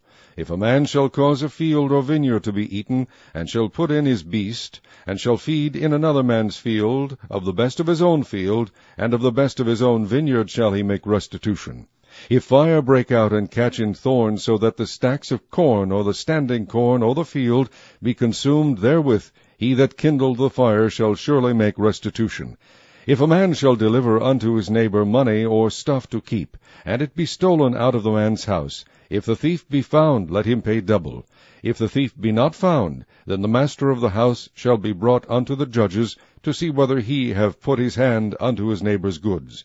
For all manner of trespass, whether it be for ox, for ass, for sheep, for raiment, or for any manner of lost thing, which another challengeth to be his, the cause of both parties shall come before the judges, and whom the judges shall condemn, he shall pay double unto his neighbor. If a man deliver unto his neighbor an ass, or an ox, or a sheep, or any beast to keep, and it die, or be hurt, or driven away, no man seeing it, then shall an oath of the Lord be between them both, that he hath not put his hand unto his neighbor's goods, and the owner of it shall accept thereof, and he shall not make it good. And if it be stolen from him, he shall make restitution unto the owner thereof. If it be torn in pieces, then let him bring it for witness, and he shall not make good that which was torn. And if a man borrow aught of his neighbor, and it be hurt, or die, the owner thereof being not with it, he shall surely make it good. But if the owner thereof be with it, he shall not make it good, if it be an hired thing, it came for his hire. And if a man entice a maid that is not betrothed, and lie with her, he shall surely endow her to be his wife. And if her father utterly refuse to give her unto him, he shall pay money according to the dowry of virgins. Thou shalt not suffer a witch to live. Whosoever lieth with a beast shall surely be put to death. He that sacrificeth unto any god, save unto the Lord only, he shall be utterly destroyed. Thou shalt neither vex a stranger, nor oppress him, for ye were strangers in the land of Egypt. Ye shall not afflict any widow or fatherless child. If thou afflict them in any wise, and they cry at all unto me, I will surely hear their cry, and my wrath shall wax hot. And I will kill you with the sword, and your wives shall be widows, and your children fatherless. If thou lend money to any of my people that is poor by thee, thou shalt not be to him as an usurer, neither shalt thou lay upon him usury. If thou at all take thy neighbor's raiment to pledge, thou shalt deliver it unto him by that the sun goeth down. For that is his covering only. It is his raiment for his skin, wherein shall he sleep. And it shall come to pass, when he crieth unto me, that I will hear, for I am gracious. Thou shalt not revile the gods, nor curse the ruler of thy people. Thou shalt not delay to offer the first of thy ripe fruits, and of thy liquors, the firstborn of thy sons shalt thou give unto me. Likewise shalt thou do with thine oxen, and with thy sheep. 7 days it shall be with his dam. On the 8th day thou shalt give it me, and ye shall be holy men unto me, neither shall ye eat any flesh that is torn of beasts in the field. Ye shall cast it to the dogs. Chapter 23. Thou shalt not raise a false report. Put not thine hand with the wicked to be an unrighteous witness. Thou shalt not follow a multitude to do evil, neither shalt thou speak in a cause to decline after many to wrest judgment. Neither shalt thou countenance a poor man in his cause. If thou meet thine enemy's ox or his ass going astray, thou shalt surely bring it back to him again. If thou see the ass of him that hateth thee lying under his burden, and wouldest forbear to help him, thou shalt surely help with him. Thou shalt not wrest the judgment of thy poor in his cause. Keep thee far from a false matter, and the innocent and righteous slay thou not, for I will not justify the wicked. And thou shalt take no gift, for the gift blindeth the wise, and perverteth the words of the righteous. Also thou shalt not oppress a stranger, for ye know the heart of a stranger, seeing ye were strangers in the land of Egypt. And 6 years thou shalt sow thy land, and shalt gather in the fruits thereof. But the 7th year thou shalt let it rest, and lie still, that the poor of thy people may eat, and what they leave the beasts of the field shall eat. In like manner thou shalt deal with thy vineyard, and with thy oliveyard. 6 days thou shalt do thy work, and on the 7th day thou shalt rest, that thine ox and thine ass may rest, and the son of thy handmaid, and the stranger may be refreshed. And in all things that I have said unto you be circumspect, and make no mention of the name of other gods, neither let it be heard out of thy mouth. 3 times thou shalt keep a feast unto me in the year. Thou shalt keep the feast of unleavened bread. Thou shalt eat unleavened bread 7 days, as I commanded thee, in the time appointed of the month Abib. For in it thou camest out from Egypt, and none shall appear before me empty. And the feast of harvest, the first fruits of thy labors, which thou hast sown in the field, and the feast of ingathering, which is in the end of the year, when thou hast gathered in thy labors out of the field. 3 times in the year all thy male shall appear before the Lord God. Thou shalt not offer the blood of my sacrifice with leavened bread, neither shall the fat of my sacrifice remain until the morning. The first of the firstfruits of thy land thou shalt bring into the house of the Lord thy God. Thou shalt not seethe a kid in his mother's milk. Behold, I send an angel before thee, to keep thee in the way, and to bring thee into the place which I have prepared. Beware of him, and obey his voice. Provoke him not, for he will not pardon your transgressions, for my name is in him. But if thou shalt indeed obey his voice, and do all that I speak, then I will be an enemy unto thine enemies, and an adversary unto thine adversaries.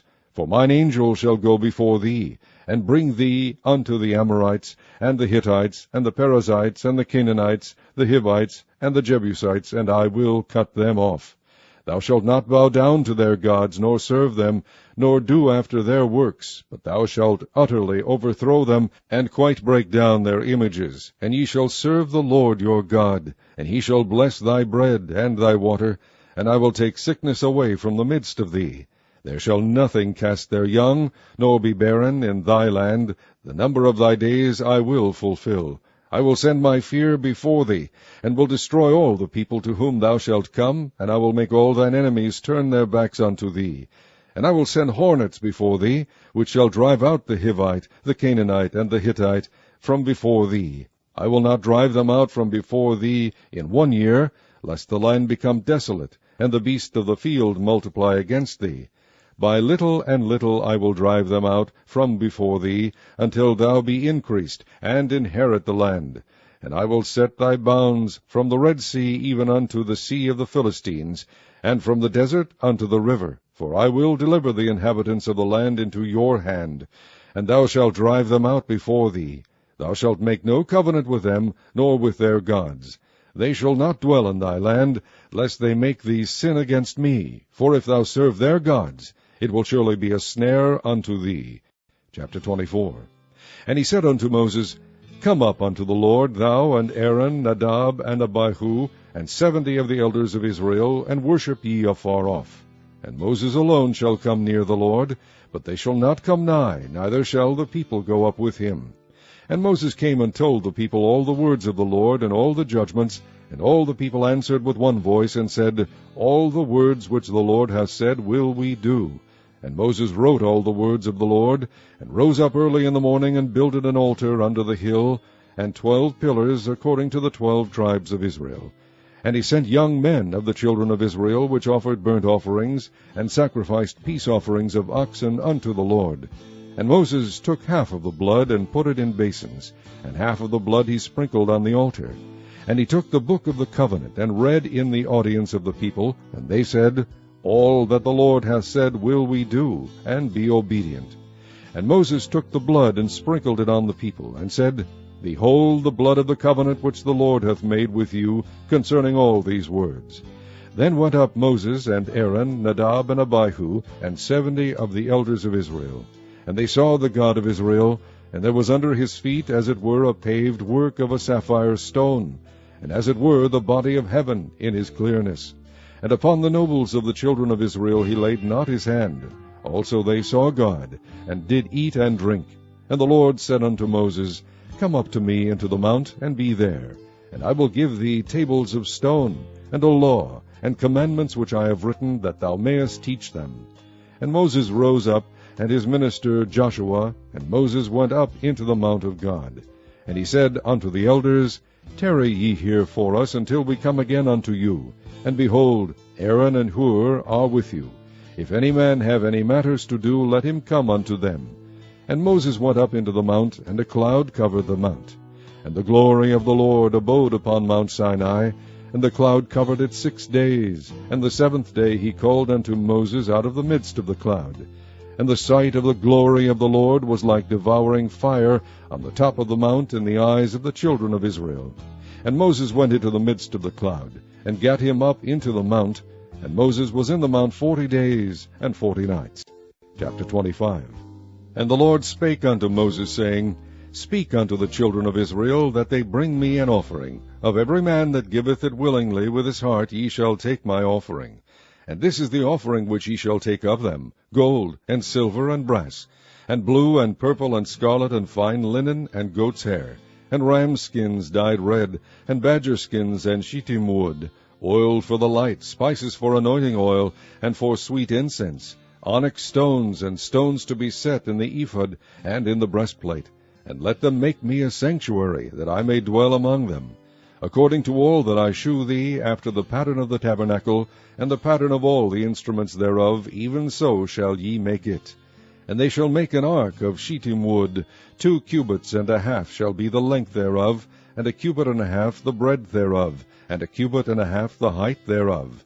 And thou shalt overlay it with pure gold, within and without shalt thou overlay it, and shalt make upon it a crown of gold round about. And thou shalt cast 4 rings of gold for it, and put them in the 4 corners thereof. And 2 rings shall be in the one side of it, and 2 rings in the other side of it. And thou shalt make staves of shittim wood, and overlay them with gold. And thou shalt put the staves into the rings by the sides of the ark, that the ark may be borne with them. The staves shall be in the rings of the ark, they shall not be taken from it. And thou shalt put into the ark the testimony which I shall give thee. And thou shalt make a mercy seat of pure gold. 2 cubits and a half shall be the length thereof, and 1 cubit and a half the breadth thereof. And thou shalt make 2 cherubims of gold, of beaten work shalt thou make them, in the 2 ends of the mercy seat. And make 1 cherub on the one end, and the other cherub on the other end. Even of the mercy seat shall ye make the cherubims on the 2 ends thereof. And the cherubims shall stretch forth their wings on high, covering the mercy seat with their wings. And their faces shall look one to another, toward the mercy seat shall the faces of the cherubims be. And thou shalt put the mercy seat above upon the ark. And in the ark thou shalt put the testimony that I shall give thee. And there I will meet with thee, and I will commune with thee from above the mercy seat, from between the 2 cherubims which are upon the ark of the testimony, of all things which I will give thee in commandment unto the children of Israel. Thou shalt also make a table of shittim wood. 2 cubits shall be the length thereof, and 1 cubit the breadth thereof, and 1 cubit and a half the height thereof. And thou shalt overlay it with pure gold, and make thereto a crown of gold round about. And thou shalt make unto it a border of an handbreadth round about. And thou shalt make a golden crown to the border thereof round about. And thou shalt make for it 4 rings of gold, and put the rings in the 4 corners that are on the 4 feet thereof. Over against the border shall the rings be for places of the staves to bear the table. And thou shalt make the staves of shittim wood, and overlay them with gold, that the table may be borne with them. And thou shalt make the dishes thereof, and spoons thereof, and covers thereof, and bowls thereof, to cover withal. Of pure gold shalt thou make them. And thou shalt set upon the table shewbread before me alway. And thou shalt make a candlestick of pure gold. Of beaten work shall the candlestick be made. His shaft, and his branches, his bowls, his knobs, and his flowers shall be of the same. And 6 branches shall come out of the sides of it, 3 branches of the candlestick out of the one side, and 3 branches of the candlestick out of the other side. 3 bowls made like unto almonds, with a knop and a flower in one branch, and 3 bowls made like almonds in the other branch, with a knop and a flower. So in the 6 branches that come out of the candlestick. And in the candlestick shall be 4 bowls made like unto almonds, with their knops and their flowers. And there shall be a knop under 2 branches of the same, and a knop under 2 branches of the same, and a knop under 2 branches of the same, according to the 6 branches that proceed out of the candlestick. Their knops and their branches shall be of the same. all it shall be one beaten work of pure gold. And thou shalt make the 7 lamps thereof, and they shall light the lamps thereof, that they may give light over against it. And the tongs thereof and the snuff dishes thereof shall be of pure gold. Of a talent of pure gold shall he make it, with all these vessels. And look that thou make them after their pattern, which was shewed thee in the mount. Chapter 26. Moreover, thou shalt make the tabernacle with 10 curtains of fine twined linen, and blue and purple and scarlet, with cherubims of cunning work shalt thou make them. The length of one curtain shall be 28 cubits, and the breadth of one curtain 4 cubits, and every one of the curtains shall have one measure. The 5 curtains shall be coupled together one to another, and other 5 curtains shall be coupled one to another. And thou shalt make loops of blue upon the edge of the one curtain from the selvedge in the coupling, and likewise shalt thou make in the uttermost edge of another curtain in the coupling of the second. 50 loops shalt thou make in the one curtain, and 50 loops shalt thou make in the edge of the curtain that is in the coupling of the second, that the loops may take hold one of another. And thou shalt make 50 taches of gold, and couple the curtains together with the taches, and it shall be one tabernacle. And thou shalt make curtains of goat's hair to be a covering upon the tabernacle. 11 curtains shalt thou make. The length of one curtain shall be 30 cubits, and the breadth of one curtain 4 cubits, and the 11 curtains shall be all of one measure. And thou shalt couple 5 curtains by themselves, and 6 curtains by themselves, and shalt double the 6th curtain in the forefront of the tabernacle. And thou shalt make 50 loops on the edge of the one curtain that is outmost in the coupling, and 50 loops in the edge of the curtain which coupleth the second. And thou shalt make 50 taches of brass, and put the taches into the loops, and couple the tent together, that it may be one. And the remnant that remaineth of the curtains of the tent, the half curtain that remaineth, shall hang over the back side of the tabernacle, and a cubit on the one side, and a cubit on the other side of that which remaineth in the length of the curtains of the tent. It shall hang over the sides of the tabernacle on this side and on that side to cover it. And thou shalt make a covering for the tent of ram skins dyed red, and a covering above of badger skins. And thou shalt make boards for the tabernacle of shittim wood standing up. 10 cubits shall be the length of a board, and a cubit and a half shall be the breadth of one board. 2 tenons shall there be in one board, set in order one against another. Thus shalt thou make for all the boards of the tabernacle. And thou shalt make the boards for the tabernacle, 20 boards on the south side southward. And thou shalt make 40 sockets of silver under the 20 boards, 2 sockets under one board for his 2 tenons, and 2 sockets under another board for his 2 tenons. And for the second side of the tabernacle on the north side there shall be 20 boards, and there 40 sockets of silver, 2 sockets under one board, and 2 sockets under another board. And for the skies of the tabernacle westward thou shalt make 6 boards, and 2 boards shalt thou make for the corners of the tabernacle in the 2 sides. And they shall be coupled together beneath, and they shall be coupled together above the head of it unto one ring. Thus shall it be for them both, they shall be for the 2 corners. And they shall be 8 boards, and their sockets of silver, 16 sockets, 2 sockets under one board, and 2 sockets under another board. And thou shalt make bars of shittim wood, 5 for the boards of the one side of the tabernacle, and 5 bars for the boards of the other side of the tabernacle, and 5 bars for the boards of the side of the tabernacle, for the 2 sides westward. And the middle bar in the midst of the boards shall reach from end to end. And thou shalt overlay the boards with gold, and make their rings of gold for places for the bars. And thou shalt overlay the bars with gold. And thou shalt rear up the tabernacle according to the fashion thereof which was shewed thee in the mount. And thou shalt make a veil of blue, and purple, and scarlet, and fine twined linen of cunning work, with cherubim shall it be made. And thou shalt hang it upon 4 pillars of shittim wood overlaid with gold. Their hooks shall be of gold, upon the 4 sockets of silver. And thou shalt hang up the veil under the taches, that thou mayest bring in thither within the veil the ark of the testimony. And the veil shall divide unto you between the holy place and the most holy. And thou shalt put the mercy seat upon the ark of the testimony in the most holy place. And thou shalt set the table without the veil, and the candlestick over against the table on the side of the tabernacle toward the south. And thou shalt put the table on the north side. And thou shalt make an hanging for the door of the tent of blue, and purple, and scarlet, and fine twined linen wrought with needlework. And thou shalt make for the hanging 5 pillars of shittim wood, and overlay them with gold, and their hooks shall be of gold, and thou shalt cast 5 sockets of brass for them.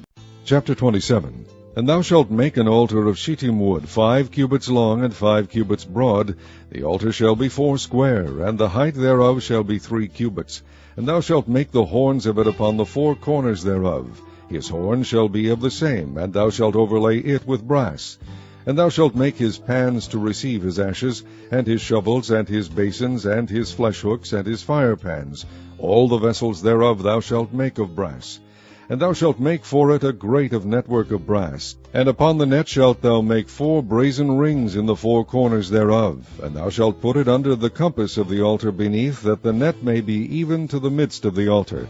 And thou shalt make staves for the altar, staves of shittim wood, and overlay them with brass. And the stave shall be put into the rings, and the stave shall be upon the 2 sides of the altar to bear it. Hollow with boards shalt thou make it, as it was shewed thee in the mount, so shall they make it. And thou shalt make the court of the tabernacle for the south side. Southward there shall be hangings for the court of fine twined linen of 100 cubits long for one side. And the 20 pillars thereof, and their 20 sockets, shall be of brass. The hooks of the pillars and their fillets shall be of silver. And likewise for the north side in length there shall be hangings of 100 cubits long. And his 20 pillars and their 20 sockets of brass, the hooks of the pillars and their fillets of silver. And for the breadth of the court on the west side shall be hangings of 50 cubits, their pillars 10, and their sockets 10. And the breadth of the court on the east side eastward shall be 50 cubits. The hangings of one side of the gate shall be 15 cubits, their pillars 3, and their sockets 3. And on the other side shall be hangings 15 cubits, their pillars 3, and their sockets 3. And for the gate of the court shall be an hanging of 20 cubits of blue and purple and scarlet, and fine twined linen wrought with needlework, and their pillars shall be 4, and their sockets 4. All the pillars round about the court shall be filleted with silver. Their hooks shall be of silver, and their sockets of brass. The length of the court shall be 100 cubits, and the breadth 50 everywhere, and the height 5 cubits of fine twined linen, and their sockets of brass. All the vessels of the tabernacle, and all the service thereof, and all the pins thereof, and all the pins of the court, shall be of brass. And thou shalt command the children of Israel that they bring thee pure oil olive beaten for the light, to cause the lamp to burn always. In the tabernacle of the congregation without the veil, which is before the testimony, Aaron and his sons shall order it from evening to morning before the Lord. It shall be a statute forever unto their generations on the behalf of the children of Israel. Chapter 28. And take thou unto thee Aaron thy brother and his sons with him from among the children of Israel, that he may minister unto me in the priest's office, even Aaron, Nadab, and Abihu, Eleazar, and Ithamar, Aaron's sons. And thou shalt make holy garments for Aaron thy brother, for glory and for beauty. And thou shalt speak unto all that are wise-hearted, whom I have filled with the spirit of wisdom, that they may make Aaron's garments to consecrate him, that he may minister unto me in the priest's office. And these are the garments which they shall make: a breastplate, and an ephod, and a robe, and a bordered coat, a mitre, and a girdle. And they shall make holy garments for Aaron thy brother, and his sons, that he may minister unto me in the priest's office. And they shall take gold, and blue, and purple, and scarlet, and fine linen. And they shall make the ephod of gold, of blue, and of purple, of scarlet, and fine twined linen with cunning work. It shall have the 2 shoulder pieces thereof, joined at the 2 edges thereof, and so it shall be joined together. And the curious girdle of the ephod, which is upon it, shall be of the same according to the work thereof, even of gold, of blue, and purple, and scarlet, and fine twined linen. And thou shalt take 2 onyx stones, and grave on them the names of the children of Israel, 6 of their names on one stone, and the other 6 names of the rest on the other stone, according to their birth. With the work of an engraver in stone, like the engravings of a signet, shalt thou engrave the 2 stones with the names of the children of Israel. Thou shalt make them to be set in ouches of gold. And thou shalt put the 2 stones upon the shoulders of the ephod for stones of memorial unto the children of Israel. And Aaron shall bear their names before the Lord upon his 2 shoulders for a memorial. And thou shalt make ouches of gold, And 2 chains of pure gold at the ends. Of wreathen work shalt thou make them, and fasten the wreathen chains to the ouches. And thou shalt make the breastplate of judgment with cunning work. After the work of the ephod thou shalt make it, of gold, of blue, and of purple, and of scarlet, and of fine twined linen shalt thou make it. 4 square it shall be, being doubled. A span shall be the length thereof, and a span shall be the breadth thereof. And thou shalt set it in settings of stones, even 4 rows of stones. The first row shall be a sardius, a topaz, and a carbuncle. This shall be the first row. And the second row shall be an emerald, a sapphire, and a diamond. And the third row a ligure, an agate, and an amethyst. And the fourth row a beryl, and an onyx, and a jasper. They shall be set in gold in their enclosings. And the stones shall be with the names of the children of Israel, 12 according to their names, like the engravings of a signet. Every one with his name shall they be according to the 12 tribes. And thou shalt make upon the breastplate chains at the ends of wreathen work of pure gold. And thou shalt make upon the breastplate 2 rings of gold, and shalt put the 2 rings on the 2 ends of the breastplate. And thou shalt put the 2 wreathen chains of gold in the 2 rings which are on the ends of the breastplate. And the other 2 ends of the 2 wreathen chains thou shalt fasten in the 2 ouches, and put them on the shoulder pieces of the ephod before it. And thou shalt make 2 rings of gold, and thou shalt put them upon the 2 ends of the breastplate in the border thereof, which is in the side of the ephod inward. And 2 other rings of gold thou shalt make, and shalt put them on the 2 sides of the ephod underneath, toward the forepart thereof, over against the other coupling thereof, above the curious girdle of the ephod. And they shall bind the breastplate by the rings thereof unto the rings of the ephod with a lace of blue, that it may be above the curious girdle of the ephod, and that the breastplate be not loosed from the ephod. And Aaron shall bear the names of the children of Israel in the breastplate of judgment upon his heart, when he goeth in unto the holy place, for a memorial before the Lord continually. And thou shalt put in the breastplate of judgment the Urim and the Thummim, and they shall be upon Aaron's heart, when he goeth in before the Lord. And Aaron shall bear the judgment of the children of Israel upon his heart before the Lord continually. And thou shalt make the robe of the ephod all of blue, and there shall be an hole in the top of it, in the midst thereof. It shall have a binding of woven work round about the whole of it, as it were the hole of a habergeon, that it be not rent. And beneath upon the hem of it thou shalt make pomegranates of blue, and of purple, and of scarlet, round about the hem thereof, and bells of gold between them round about. A gold bell and a pomegranate, a gold bell and a pomegranate, upon the hem of the robe round about. And it shall be upon Aaron to minister, and his sound shall be heard when he goeth in unto the holy place before the Lord, and when he cometh out, that he die not. And thou shalt make a plate of pure gold, and grave upon it, like the engravings of a signet, Holiness to the Lord.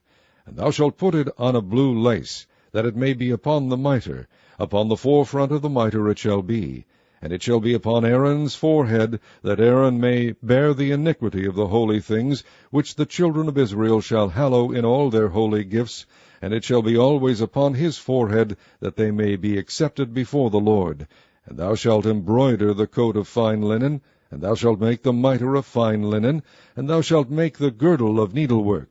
And for Aaron's sons thou shalt make coats, and thou shalt make for them girdles, and bonnets shalt thou make for them, for glory and for beauty. And thou shalt put them upon Aaron thy brother, and his sons with him, and shalt anoint them, and consecrate them, and sanctify them, that they may minister unto me in the priest's office.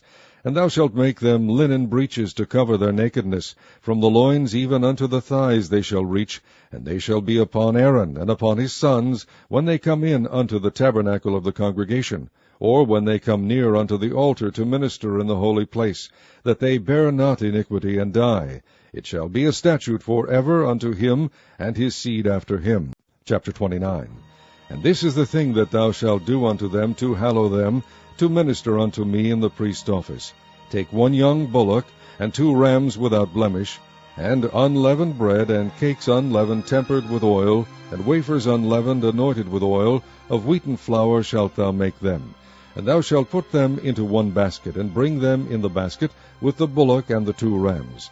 And Aaron and his sons thou shalt bring unto the door of the tabernacle of the congregation, and shalt wash them with water. And thou shalt take the garments, and put upon Aaron the coat, and the robe of the ephod, and the breastplate, and gird him with the curious girdle of the ephod. And thou shalt put the mitre upon his head, and put the holy crown upon the mitre. Then shalt thou take the anointing oil, and pour it upon his head, and anoint him. And thou shalt bring his sons, and put coats upon them. And thou shalt gird them with girdles, Aaron and his sons, and put the bonnets on them. And the priest's office shall be theirs for a perpetual statute. And thou shalt consecrate Aaron and his sons. And thou shalt cause a bullock to be brought before the tabernacle of the congregation, and Aaron and his sons shall put their hands upon the head of the bullock. And thou shalt kill the bullock before the Lord by the door of the tabernacle of the congregation. And thou shalt take of the blood of the bullock, and put it upon the horns of the altar with thy finger, and pour all the blood beside the bottom of the altar. And thou shalt take all the fat that covereth the inwards, and the caul that is above the liver, and the 2 kidneys, and the fat that is upon them, and burn them upon the altar. But the flesh of the bullock, and his skin, and his dung, shalt thou burn with fire without the camp. It is a sin offering. Thou shalt also take 1 ram, and Aaron and his sons shall put their hands upon the head of the ram. And thou shalt slay the ram, and thou shalt take his blood, and sprinkle it round about upon the altar. And thou shalt cut the ram in pieces, and wash the inwards of him, and his legs, and put them unto his pieces, and unto his head. And thou shalt burn the whole ram upon the altar. It is a burnt offering unto the Lord. It is a sweet savour, an offering made by fire unto the Lord. And thou shalt take the other ram, and Aaron and his sons shall put their hands upon the head of the ram. Then shalt thou kill the ram, and take of his blood, and put it upon the tip of the right ear of Aaron, and upon the tip of the right ear of his sons, and upon the thumb of their right hand, and upon the great toe of their right foot, and sprinkle the blood upon the altar round about. And thou shalt take of the blood that is upon the altar, and of the anointing oil, and sprinkle it upon Aaron, and upon his garments, and upon his sons, and upon the garments of his sons with him. And he shall be hallowed, and his garments, and his sons' garments with him. Also thou shalt take of the ram the fat of the rump, and the fat that covereth the inwards, and the caul above the liver, and the 2 kidneys, and the fat that is upon them, and the right shoulder, for it is a ram of consecration. And 1 loaf of bread, and 1 cake of oiled bread, and 1 wafer out of the basket of the unleavened bread that is before the Lord. And thou shalt put all in the hands of Aaron, and in the hands of his sons, and shalt wave them for a wave offering before the Lord. And thou shalt receive them in their hands, and burn them upon the altar for a burnt offering, for a sweet savour before the Lord. It is an offering made by fire unto the Lord. And thou shalt take the breast of the ram of Aaron's consecration, and wave it for a wave offering before the Lord, and it shall be thy part. And thou shalt sanctify the breast of the wave offering, and the shoulder of the heave offering, which is waved, and which is heaved up, of the ram of the consecration, even of that which is for Aaron, and of that which is for his sons. And it shall be Aaron's and his sons by a statute forever from the children of Israel.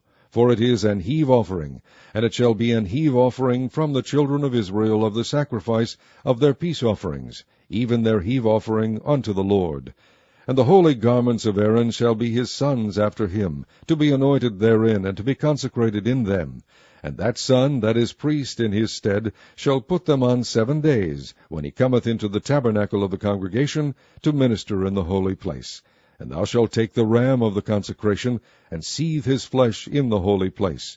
And Aaron and his sons shall eat the flesh of the ram, and the bread that is in the basket, by the door of the tabernacle of the congregation. And they shall eat those things wherewith the atonement was made, to consecrate and to sanctify them. But a stranger shall not eat thereof, because they are holy. And if aught of the flesh of the consecrations or of the bread remain unto the morning, then thou shalt burn the remainder with fire. It shall not be eaten, because it is holy. And thus shalt thou do unto Aaron and to his sons, according to all things which I have commanded thee. 7 days shalt thou consecrate them. And thou shalt offer every day a bullock for a sin offering for atonement. And thou shalt cleanse the altar, when thou hast made an atonement for it, and thou shalt anoint it to sanctify it. 7 days thou shalt make an atonement for the altar, and sanctify it, and it shall be an altar most holy. Whatsoever toucheth the altar shall be holy. Now this is that which thou shalt offer upon the altar, 2 lambs of the first year, day by day continually.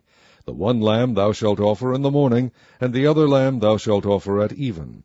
And with the one lamb 1/10 deal of flour mingled with the 4th part of an hin of beaten oil, and the 4th part of an hin of wine for a drink offering. And the other lamb thou shalt offer at even, and shalt do thereto according to the meat offering of the morning, and according to the drink offering thereof, for a sweet savour, an offering made by fire unto the Lord. This shall be a continual burnt offering throughout your generations, at the door of the tabernacle of the congregation before the Lord, where I will meet you to speak there unto thee. And there I will meet with the children of Israel, and the tabernacle shall be sanctified by my glory.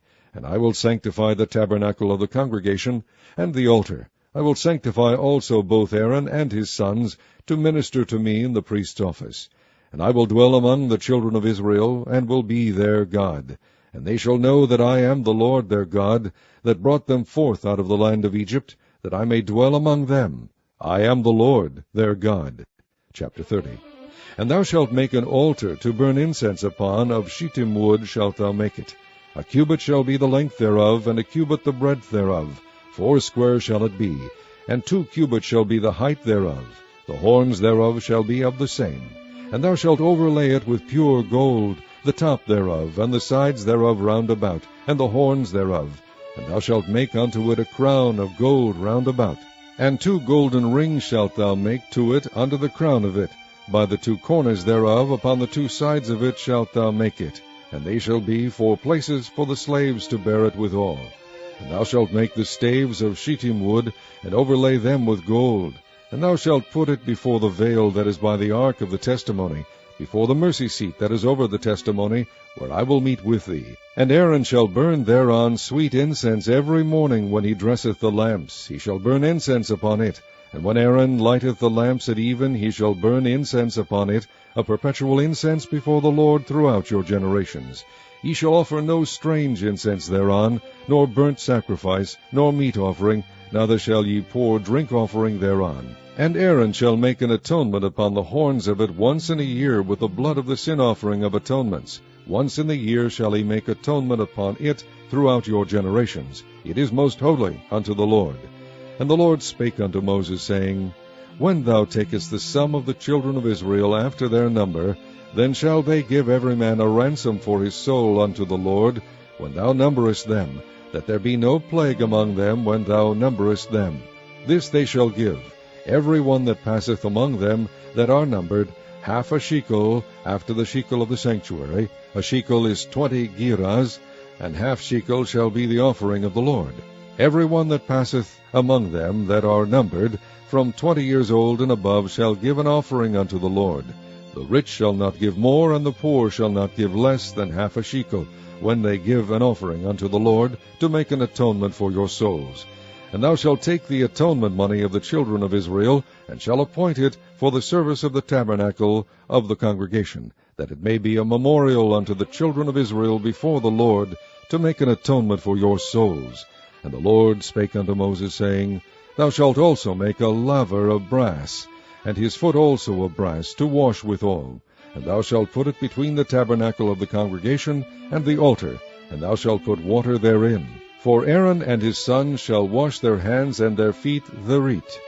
When they go into the tabernacle of the congregation, they shall wash with water, that they die not. And when they come near to the altar to minister, to burn offering made by fire unto the Lord, so they shall wash their hands and their feet, that they die not. And it shall be a statute forever to them, even to him and to his seed throughout their generations. Moreover the Lord spake unto Moses, saying, Take thou also unto thee principal spices, of pure myrrh 500 shekels, and of sweet cinnamon half so much, even 250 shekels, and of sweet calamus 250 shekels, and of cassia 500 shekels, after the shekel of the sanctuary, and of oil, olive, and hin. And thou shalt make it an oil of holy ointment, an ointment compound after the art of the apothecary. It shall be an holy anointing oil. And thou shalt anoint the tabernacle of the congregation therewith, and the ark of the testimony, and the table and all his vessels, and the candlestick and his vessels, and the altar of incense, and the altar of burnt offering with all his vessels, and the laver and his foot, And thou shalt sanctify them, that they may be most holy. Whatsoever toucheth them shall be holy. And thou shalt anoint Aaron and his sons, and consecrate them, that they may minister unto me in the priest's office. And thou shalt speak unto the children of Israel, saying, This shall be an holy anointing oil unto me throughout your generations. Upon man's flesh shall it not be poured, neither shall ye make any other like it. After the composition of it, it is holy, and it shall be holy unto you. Whosoever compoundeth any like it, or whosoever putteth any of it upon a stranger, shall even be cut off from his people. And the Lord said unto Moses, Take unto the sweet spices, stacte, and onycha, and galbanum, these sweet spices with pure frankincense, of each shall there be a like weight. And thou shalt make it a perfume, a confection after the art of the apothecary, tempered together, pure and holy. And thou shalt beat some of it very small, and put of it before the testimony in the tabernacle of the congregation, where I will meet with thee. It shall be unto you most holy. And as for the perfume which thou shalt make, ye shall not make to yourselves according to the composition thereof. It shall be unto thee holy for the Lord. Whosoever shall make like unto that, to smell thereto, shall even be cut off from his people. Chapter 31. And the Lord spake unto Moses, saying, See, I have called by name Bezaleel, the son of Uri, the son of Hur, of the tribe of Judah. And I have filled him with the Spirit of God in wisdom, and in understanding, and in knowledge, and in all manner of workmanship, to devise cunning works, to work in gold, and in silver, and in brass, and in cutting of stones to set them, and in carving of timber, to work in all manner of workmanship. And I, behold, I have given with him Aholiab, the son of Ahisamach, of the tribe of Dan. And in the hearts of all that are wise-hearted I have put wisdom, that they may make all that I have commanded thee, the tabernacle of the congregation, and the ark of the testimony, and the mercy seat that is thereupon, and all the furniture of the tabernacle, and the table and his furniture, and the pure candlestick with all his furniture, and the altar of incense, and the altar of burnt offering with all his furniture, and the laver and his foot, and the cloths of service, and the holy garments for Aaron the priest, and the garments of his sons, to minister in the priest's office, and the anointing oil, and sweet incense for the holy place, according to all that I have commanded thee shall they do. And the Lord spake unto Moses, saying, Speak thou also unto the children of Israel, saying, Verily my Sabbaths ye shall keep, for it is a sign between me and you throughout your generations, that ye may know that I am the Lord that doth sanctify you. Ye shall keep the Sabbath therefore, for it is holy unto you. Every one that defileth it shall surely be put to death. For whosoever doeth any work therein, that soul shall be cut off from among his people. 6 days may work be done, but in the 7th is the Sabbath of rest, holy to the Lord. Whosoever doeth any work in the Sabbath day, he shall surely be put to death. Wherefore the children of Israel shall keep the Sabbath, to observe the Sabbath throughout their generations for a perpetual covenant. It is a sign between me and the children of Israel forever. For in 6 days the Lord made heaven and earth, and on the 7th day he rested and was refreshed. And he gave unto Moses, when he had made an end of communing with him upon Mount Sinai, 2 tables of testimony, tables of stone, written with a finger of God. Chapter 32. And when the people saw that Moses delayed to come down out of the mount, the people gathered themselves together unto Aaron, and said unto him, Up, make us gods, which shall go before us. For as for this Moses, the man that brought us up out of the land of Egypt, we wot not what is become of him. And Aaron said unto them, Break off the golden earrings which are in the ears of your wives, of your sons, and of your daughters, and bring them unto me. And all the people brake off the golden earrings which were in their ears, and brought them unto Aaron. And he received them at their hand, and fashioned it with a graving tool, after he had made it a molten calf. And they said, These be thy gods, O Israel, which brought thee up out of the land of Egypt. And when Aaron saw it, he built an altar before it, and Aaron made proclamation, and said, Tomorrow is a feast to the Lord. And they rose up early on the morrow, and offered burnt offerings, and brought peace offerings. And the people sat down to eat and to drink, and rose up to play. And the Lord said unto Moses, Go, get thee down, for thy people which thou broughtest out of the land of Egypt have corrupted themselves. They have turned aside quickly out of the way which I commanded them. They have made them a molten calf, and have worshipped it, and have sacrificed thereunto, and said, These be thy gods, O Israel, which have brought thee up out of the land of Egypt. And the Lord said unto Moses, I have seen this people, and behold, it is a stiff-necked people. Now therefore let me alone, that my wrath may wax hot against them, and that I may consume them, and I will make of thee a great nation.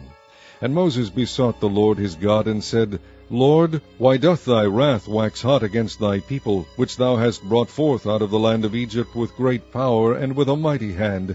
Wherefore should the Egyptians speak and say, For mischief did he bring them out, to slay them in the mountains, and to consume them from the face of the earth? Turn from thy fierce wrath, and repent of this evil against thy people. Remember Abraham, Isaac, and Israel, thy servants, to whom thou swarest by thine own self, and saidst unto them, I will multiply your seed as the stars of heaven, and all this land that I have spoken of will I give unto your seed, and they shall inherit it forever. And the Lord repented of the evil which he thought to do unto his people. And Moses turned and went down from the mount, and the 2 tables of the testimony were in his hand, and the tables were written on both their sides, on the one side and on the other were they written. And the tables were the work of God, and the writing was the writing of God, graven upon the tables. And when Joshua heard the noise of the people as they shouted, he said unto Moses, There is a noise of war in the camp. And he said, It is not the voice of them that shout for mastery, neither is it the voice of them that cry for being overcome, but the noise of them that sing do I hear. And it came to pass, as soon as he came nigh unto the camp, that he saw the calf and the dancing. And Moses' anger waxed hot, and he cast the tables out of his hands, and brake them beneath the mount. And he took the calf which they had made, and burnt it in the fire, and ground it to powder, and strawed it upon the water, and made the children of Israel drink of it. And Moses said unto Aaron, What did this people unto thee, that thou hast brought so great a sin upon them? And Aaron said, Let not the anger of my Lord wax hot. Thou knowest the people, that they are set on mischief. For they said unto me, Make us gods, which shall go before us. For as for this Moses, the man that brought us up out of the land of Egypt, we wot not what is become of him. And I said unto them, Whosoever hath any gold, let them break it off. So they gave it me. Then I cast it into the fire, and there came out this calf. And when Moses saw that the people were naked, for Aaron had made them naked unto their shame among their enemies, then Moses stood in the gate of the camp, and said, Who is on the Lord's side? Let him come unto me. And all the sons of Levi gathered themselves together unto him. And he said unto them, Thus saith the Lord God of Israel, Put every man his sword by his side, and go in and out from the gate to gate throughout the camp, and slay every man his brother, and every man his companion, and every man his neighbor. And the children of Levi did according to the word of Moses, and there fell of the people that day about 3,000 men. For Moses had said, Consecrate yourselves today to the Lord, even every man upon his son, and upon his brother, that he may bestow upon you a blessing this day. And it came to pass on the morrow, that Moses said unto the people, Ye have sinned a great sin, and now I will go up unto the Lord, peradventure I shall make an atonement for your sin. And Moses returned unto the Lord, and said, O this people have sinned a great sin, and have made them gods of gold. Yet now, if thou wilt forgive their sin, and if not, blot me, I pray thee, out of thy book which thou hast written. And the Lord said unto Moses, Whosoever hath sinned against me, him will I blot out of my book. Therefore go now, lead the people unto the place of which I have spoken unto thee. Behold, mine angel shall go before thee. Nevertheless, in the day when I visit, I will visit their sin upon them. And the Lord plagued the people, because they made the calf which Aaron made. Chapter 33. And the Lord said unto Moses, Depart, and go up hence, thou and the people, which thou hast brought up out of the land of Egypt, unto the land which I swear unto Abraham, to Isaac, and to Jacob, saying, Unto thy seed will I give it. And I will send an angel before thee, and I will drive out the Canaanite, the Amorite, and the Hittite, and the Perizzite, the Hivite, and the Jebusite, unto a land flowing with milk and honey. For I will not go up in the midst of thee, for thou art a stiff-necked people, lest I consume thee in the way. And when the people heard these evil tidings, they mourned, and no man did put on him his ornaments. For the Lord had said unto Moses, Say unto the children of Israel, Ye are a stiff-necked people. I will come up into the midst of thee in a moment, and consume thee. Therefore now put off thy ornaments from thee, that I may know what to do unto thee. And the children of Israel stripped themselves of their ornaments by the mount of Horeb. And Moses took the tabernacle, and pitched it without the camp, afar off from the camp, and called it the tabernacle of the congregation. And it came to pass, that every one which sought the Lord went out unto the tabernacle of the congregation, which was without the camp. And it came to pass, when Moses went out unto the tabernacle, that all the people rose up, and stood every man at his tent door, and looked after Moses until he was gone into the tabernacle. And it came to pass, as Moses entered into the tabernacle, the cloudy pillar descended, and stood at the door of the tabernacle, and the Lord talked with Moses. And all the people saw the cloudy pillar stand at the tabernacle door. And all the people rose up and worshipped, every man in his tent door. And the Lord spake unto Moses face to face, as a man speaketh unto his friend. And he turned again into the camp, but his servant Joshua the son of Nun, a young man, departed not out of the tabernacle. And Moses said unto the Lord, See, thou sayest unto me, Bring up this people, and thou hast not let me know whom thou wilt send with me. Yet thou hast said, I know thee by name, and thou hast also found grace in my sight. Now therefore, I pray thee, if I have found grace in thy sight, shew me now thy way, that I may know thee, that I may find grace in thy sight, and consider that this nation is thy people. And he said, My presence shall go with thee, and I will give thee rest. And he said unto him, If thy presence go not with me, carry us not up hence. For wherein shall it be known here that I and thy people have found grace in thy sight? Is it not in that thou goest with us? So shall we be separated, I and thy people, from all the people that are upon the face of the earth. And the Lord said unto Moses, I will do this thing also that thou hast spoken, for thou hast found grace in my sight, and I know thee by name. And he said, I beseech thee, shew me thy glory. And he said, I will make all my goodness pass before thee, and I will proclaim the name of the Lord before thee, and will be gracious to whom I will be gracious, and will shew mercy on whom I will shew mercy. And he said, Thou canst not see my face, for there shall no man see me and live. And the Lord said, Behold, there is a place by me, and thou shalt stand upon a rock. And it shall come to pass, while my glory passeth by, that I will put thee in a clift of the rock, and will cover thee with my hand while I pass by. And I will take away mine hand, and thou shalt see my back parts, but my face shall not be seen. Chapter 34. And the Lord said unto Moses, Hew thee 2 tables of stone like unto the first, and I will write upon these tables the words that were in the first tables, which thou breakest. And be ready in the morning, and come up in the morning unto Mount Sinai, and present thyself there to me in the top of the mount. And no man shall come up with thee, neither let any man be seen throughout all the mount, neither let the flocks nor herds feed before that mount. And he hewed 2 tables of stone like unto the first. And Moses rose up early in the morning, and went up unto Mount Sinai, as the Lord had commanded him, and took in his hand the 2 tables of stone. And the Lord descended in the cloud, and stood with him there, and proclaimed the name of the Lord.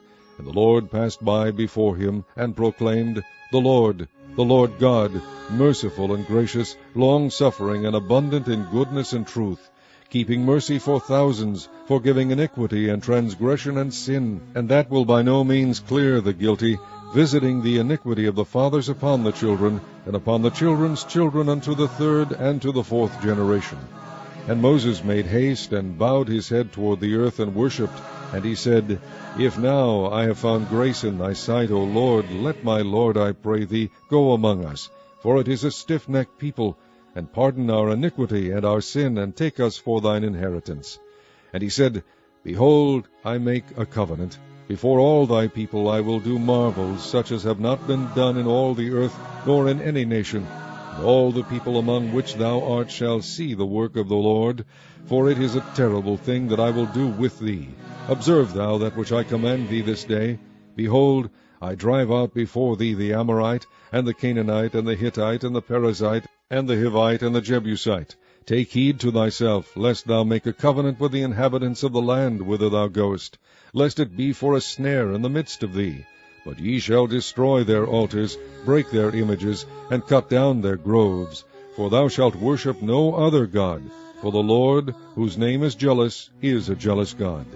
Lest thou make a covenant with the inhabitants of the land, and they go a-whoring after their gods, and do sacrifice unto their gods, and one call thee, and thou eat of his sacrifice, and thou take of their daughters unto thy sons, and their daughters go a-whoring after their gods, and make thy sons go a-whoring after their gods. Thou shalt make thee no molten gods. The feast of unleavened bread shalt thou keep. 7 days thou shalt eat unleavened bread, as I commanded thee, in the time of the month Abib, for in the month Abib thou camest out from Egypt. All that openeth the matrix is mine, and every firstling among thy cattle, whether ox or sheep, that is male. But the firstling of an ass thou shalt redeem with a lamb, and if thou redeem him not, then shalt thou break his neck. All the firstborn of thy sons thou shalt redeem, and none shall appear before me empty. 6 days thou shalt work, but on the 7th day thou shalt rest. In earing time and in harvest thou shalt rest. And thou shalt observe the feast of weeks, of the first fruits of wheat harvest, and the feast of ingathering at the year's end. Thrice in the year shall all your men children appear before the Lord God, the God of Israel. For I will cast out the nations before thee, and enlarge thy borders, neither shall any man desire thy land, when thou shalt go up to appear before the Lord thy God thrice in the year. Thou shalt not offer the blood of my sacrifice with leaven, neither shall the sacrifice of the feast of the Passover be left unto the morning. The first of the firstfruits of thy land thou shalt bring unto the house of the Lord thy God. Thou shalt not see the kid in his mother's milk. And the Lord said unto Moses, Write thou these words, for after the tenor of these words I have made a covenant with thee and with Israel. And he was there with the Lord 40 days and 40 nights. He did neither eat bread nor drink water. And he wrote upon the tables the words of the covenant, the 10 commandments. And it came to pass, when Moses came down from Mount Sinai, with the 2 tables of testimony in Moses' hand, when he came down from the mount, that Moses wist not that the skin of his face shone while he talked with him. And when Aaron and all the children of Israel saw Moses, behold, the skin of his face shone, and they were afraid to come nigh him. And Moses called unto them, and Aaron and all the rulers of the congregation returned unto him. And Moses talked with them. And afterward all the children of Israel came nigh, and he gave them in commandment all that the Lord had spoken with him in Mount Sinai. Until Moses had done speaking with them, he put a veil on his face. But when Moses went in before the Lord to speak with him, he took the veil off until he came out. And he came out, and spake unto the children of Israel that which he was commanded. And the children of Israel saw the face of Moses, that the skin of Moses' face shone. And Moses put the veil upon his face again, until he went in to speak with him. Chapter 35. And Moses gathered all the congregation of the children of Israel together, and said unto them, These are the words which the Lord hath commanded, that ye should do them. 6 days shall work be done. But on the 7th day there shall be to you an holy day, a Sabbath of rest to the Lord. Whosoever doeth work therein shall be put to death. Ye shall kindle no fire throughout your habitations upon the Sabbath day. And Moses spake unto all the congregation of the children of Israel, saying, This is the thing which the Lord commanded, saying, Take ye from among you an offering unto the Lord.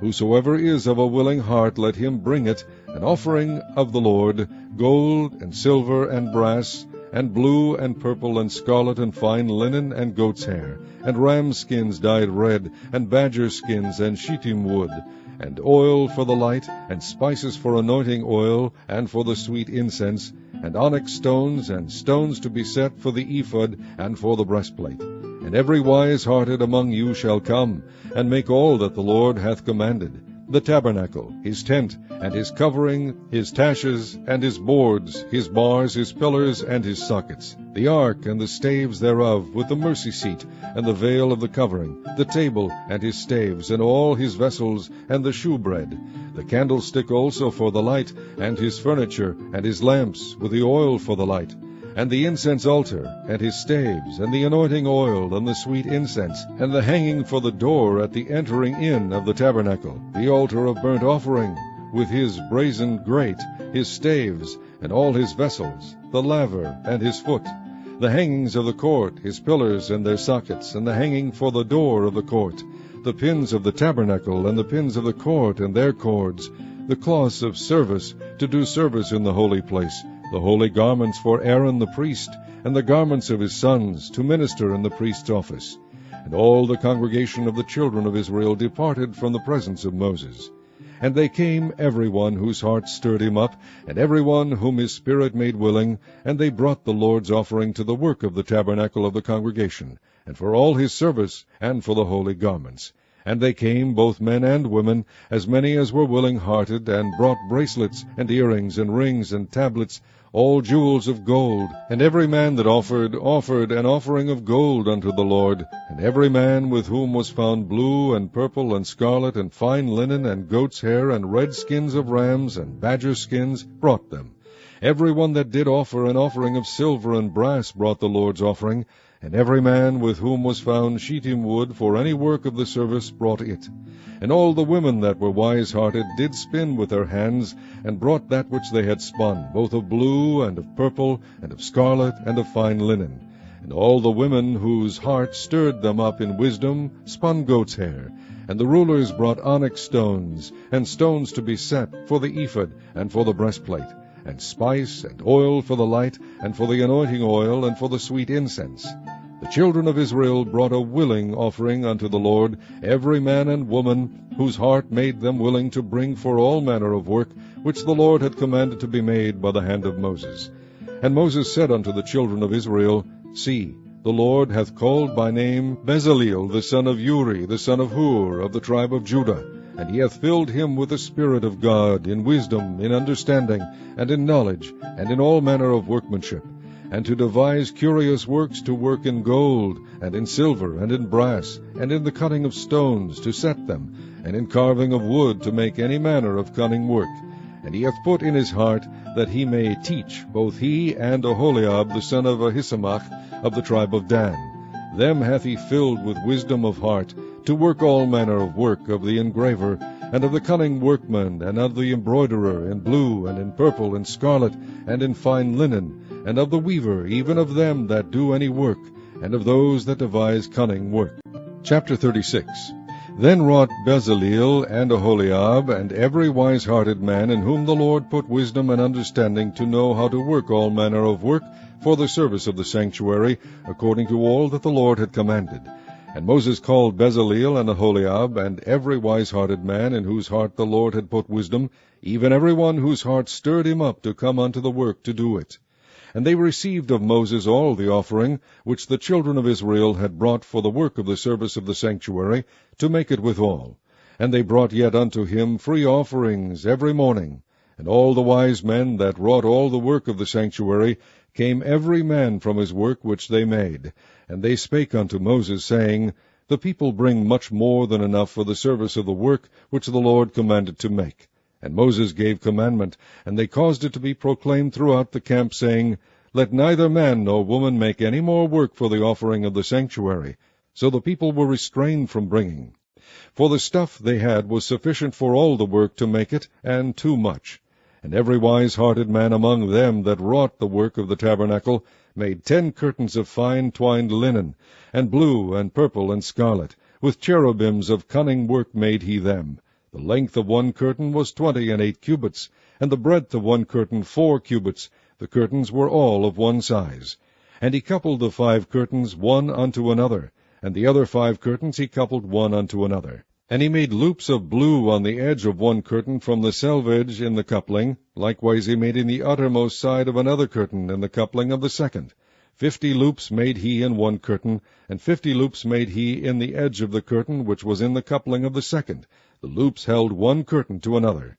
And he made 50 taches of gold, and coupled the curtains one unto another with the taches. So it became one tabernacle. And he made curtains of goat's hair for the tent over the tabernacle. 11 curtains he made them. The length of one curtain was 30 cubits, and 4 cubits was the breadth of one curtain. The 11 curtains were of one size. And he coupled 5 curtains by themselves, and 6 curtains by themselves. And he made 50 loops upon the uttermost edge of the curtain in the coupling, and 50 loops made he upon the edge of the curtain which coupleth the second. And he made 50 taches of brass to couple the tent together, that it might be one. And he made a covering for the tent of ram skins dyed red, and a covering of badger skins above that. And he made boards for the tabernacle of shittim wood, standing up. The length of a board was 10 cubits, and the breadth of a board 1 cubit and a half. One board had 2 tenons equally distant one from another. Thus did he make for all the boards of the tabernacle. And he made boards for the tabernacle, 20 boards for the south side southward, and 40 sockets of silver he made under the 20 boards, 2 sockets under one board for his 2 tenons, and 2 sockets under another board for his 2 tenons. And for the other side of the tabernacle, which is toward the north corner, he made 20 boards, and there 40 sockets of silver, 2 sockets under one board, and 2 sockets under another board. And for the sides of the tabernacle westward he made 6 boards, and 2 boards made he for the corners of the tabernacle in the 2 sides. And they were coupled beneath, and coupled together at the head thereof to one ring. Thus he did to both of them in both the corners. And there were 8 boards, and their sockets were 16 sockets of silver, under every board 2 sockets. And he made bars of shittim wood, 5 for the boards of the one side of the tabernacle, and 5 bars for the boards of the other side of the tabernacle, and 5 bars for the boards of the tabernacle for the sides westward. And he made the middle bar to shoot through the boards from the one end to the other. And he overlaid the boards with gold, and made their rings of gold to be places for the bars, and overlaid the bars with gold. And he made a veil of blue, and purple, and scarlet, and fine twined linen. With cherubims made he it of cunning work. And he made thereunto 4 pillars of shittim wood, and overlaid them with gold. Their hooks were of gold, and he cast for them 4 sockets of silver. And he made an hanging for the tabernacle door of blue, and purple, and scarlet, and fine twined linen of needlework. And the 5 pillars of it with their hooks, and he overlaid their chapiters and their fillets with gold, but their 5 sockets were of brass. Chapter 37. And Bezaleel made the ark of shittim wood. 2 cubits and a half was the length of it, and 1 cubit and a half the breadth of it, and 1 cubit and a half the height of it. And he overlaid it with pure gold within and without, and made a crown of gold to it round about. And he cast for it 4 rings of gold to be set by the 4 corners of it, even 2 rings upon the one side of it, and 2 rings upon the other side of it. And he made staves of shittim wood, and overlaid them with gold. And he put the staves into the rings by the sides of the ark to bear the ark. And he made the mercy seat of pure gold. 2 cubits and a half was the length thereof, and 1 cubit and a half the breadth thereof. And he made 2 cherubims of gold, beaten out of one piece made he them, on the 2 ends of the mercy seat, 1 cherub on the end on this side, and another cherub on the other end on that side. Out of the mercy seat made he the cherubims on the 2 ends thereof. And the cherubims spread out their wings on high, and covered with their wings over the mercy seat.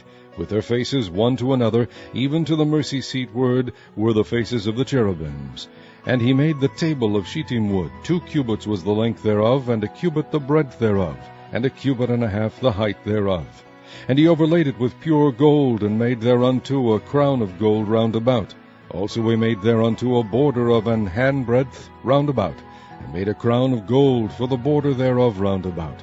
And he cast for it 4 rings of gold, and put the rings upon the 4 corners that were in the 4 feet thereof. Over against the border were the rings, and the places for the staves to bear the table. And he made the staves of shittim wood, and overlaid them with gold to bear the table. And he made the vessels which were upon the table, his dishes, and his spoons, and his bowls, and his covers to cover withal, of pure gold. And he made the candlestick of pure gold. Of beaten work made he the candlestick. His shaft, and his branch, his bowls, his knops, and his flowers were of the same. And 6 branches going out of the sides thereof, 3 branches of the candlestick out of the one side thereof, and 3 branches of the candlestick out of the other side thereof. 3 bowls made after the fashion of almonds in one branch, a knop and a flower, and 3 bowls made like almonds in another branch, a knop and a flower, so throughout the 6 branches going out of the candlestick. And in the candlestick were 4 bowls made like almonds, his knops and his flowers, and a knop under 2 branches of the same, and a knop under 2 branches of the same, and a knop under 2 branches of the same, according to the 6 branches going out of it. Their knops and their branches were of the same. All of it was one beaten work of pure gold. And he made his 7 lamps and his snuffers and his snuff dishes of pure gold. Of a talent of pure gold made he it and all the vessels thereof. And he made the incense altar of shittim wood. The length of it was a cubit, and the breadth of it a cubit. It was foursquare, and 2 cubits was the height of it. The horns thereof were of the same. And he overlaid it with pure gold, both the top of it and the sides thereof round about, and the horns of it. Also he made unto it a crown of gold round about. And he made 2 rings of gold for it under the crown thereof, by the 2 corners of it, upon the 2 sides thereof, to be places for the staves to bear it withal. And he made the staves of shittim wood, and overlaid them with gold. And he made the holy anointing oil, and the pure incense of sweet spices, according to the work of the apothecary. Chapter 38. And he made the altar of burnt offering of shittim wood. 5 cubits was the length thereof, and 5 cubits the breadth thereof. It was foursquare, and 3 cubits the height thereof. And he made the horns thereof on the 4 corners of it.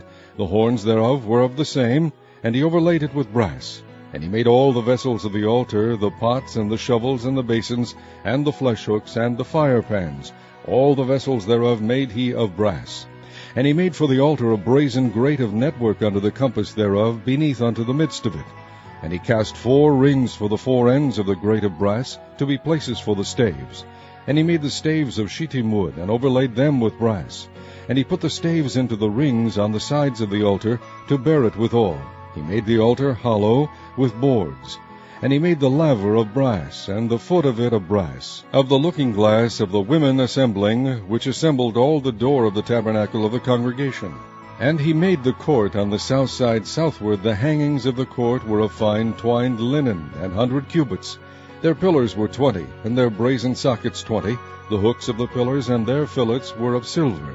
And for the north side the hangings were 100 cubits. Their pillars were 20, and their sockets of brass 20. The hooks of the pillars and their fillets of silver. And for the west side were hangings of 50 cubits. Their pillars 10, and their sockets 10. The hooks of the pillars and their fillets of silver. And for the east side eastward 50 cubits. The hangings of the one side of the gate were 15 cubits, their pillars 3, and their sockets 3. And for the other side of the court gate, on this hand and that hand, were hangings of 15 cubits, their pillars 3, and their sockets 3. All the hangings of the court round about were of fine twined linen, and the sockets for the pillars were of brass, the hooks of the pillars and their fillets of silver, and the overlaying of their chapiters of silver, and all the pillars of the court were filleted with silver. And the hanging for the gate of the court was needlework of blue and purple and scarlet and fine twined linen. And 20 cubits was the length, and the height in the breadth was 5 cubits, answerable to the hangings of the court. And their pillars were 4, and their sockets of brass 4, their hooks of silver, and the overlaying of their chapiters and their fillets of silver. And all the pins of the tabernacle and the court round about were of brass. This is the sum of the tabernacle, even of the tabernacle of testimony, as it was counted, according to the commandment of Moses, for the service of the Levites, by the hand of Ithamar, son to Aaron the priest. And Bezaleel the son of Uri, the son of Hur, of the tribe of Judah, made all that the Lord commanded Moses. And with him was Aholiab, son of Ahisamach, of the tribe of Dan, an engraver, and a cunning workman, and an embroiderer in blue, and in purple, and in scarlet, and fine linen. All the gold that was occupied for the work in all the work of the holy place, even the gold of the offering, was 29 talents, and 730 shekels, after the shekel of the sanctuary. And the silver of them that were numbered of the congregation was 100 talents, and 1,760 shekels, after the shekel of the sanctuary. A bekah for every man, that is, half a shekel, after the shekel of the sanctuary, for every one that went to be numbered, from 20 years old and upward, for 600,000 and 3,550 men. And of the 100 talents of silver were cast the sockets of the sanctuary, and the sockets of the veil, 100 sockets of the 100 talents, a talent for a socket. And of the 1,775 shekels he made hooks for the pillars, and overlaid their chapiters, and filleted them. And the brass of the offering was 70 talents, and the 2,400 shekels. And therewith he made the sockets to the door of the tabernacle of the congregation, and the brazen altar, and the brazen grate for it, and all the vessels of the altar, and the sockets of the court round about, and the sockets of the court gate, and all the pins of the tabernacle, and all the pins of the court round about. Chapter 39. And of the blue and purple and scarlet they made cloths of service, to do service in the holy place, and made the holy garments for Aaron, as the Lord commanded Moses. And he made the ephod of gold, blue and purple and scarlet and fine twined linen.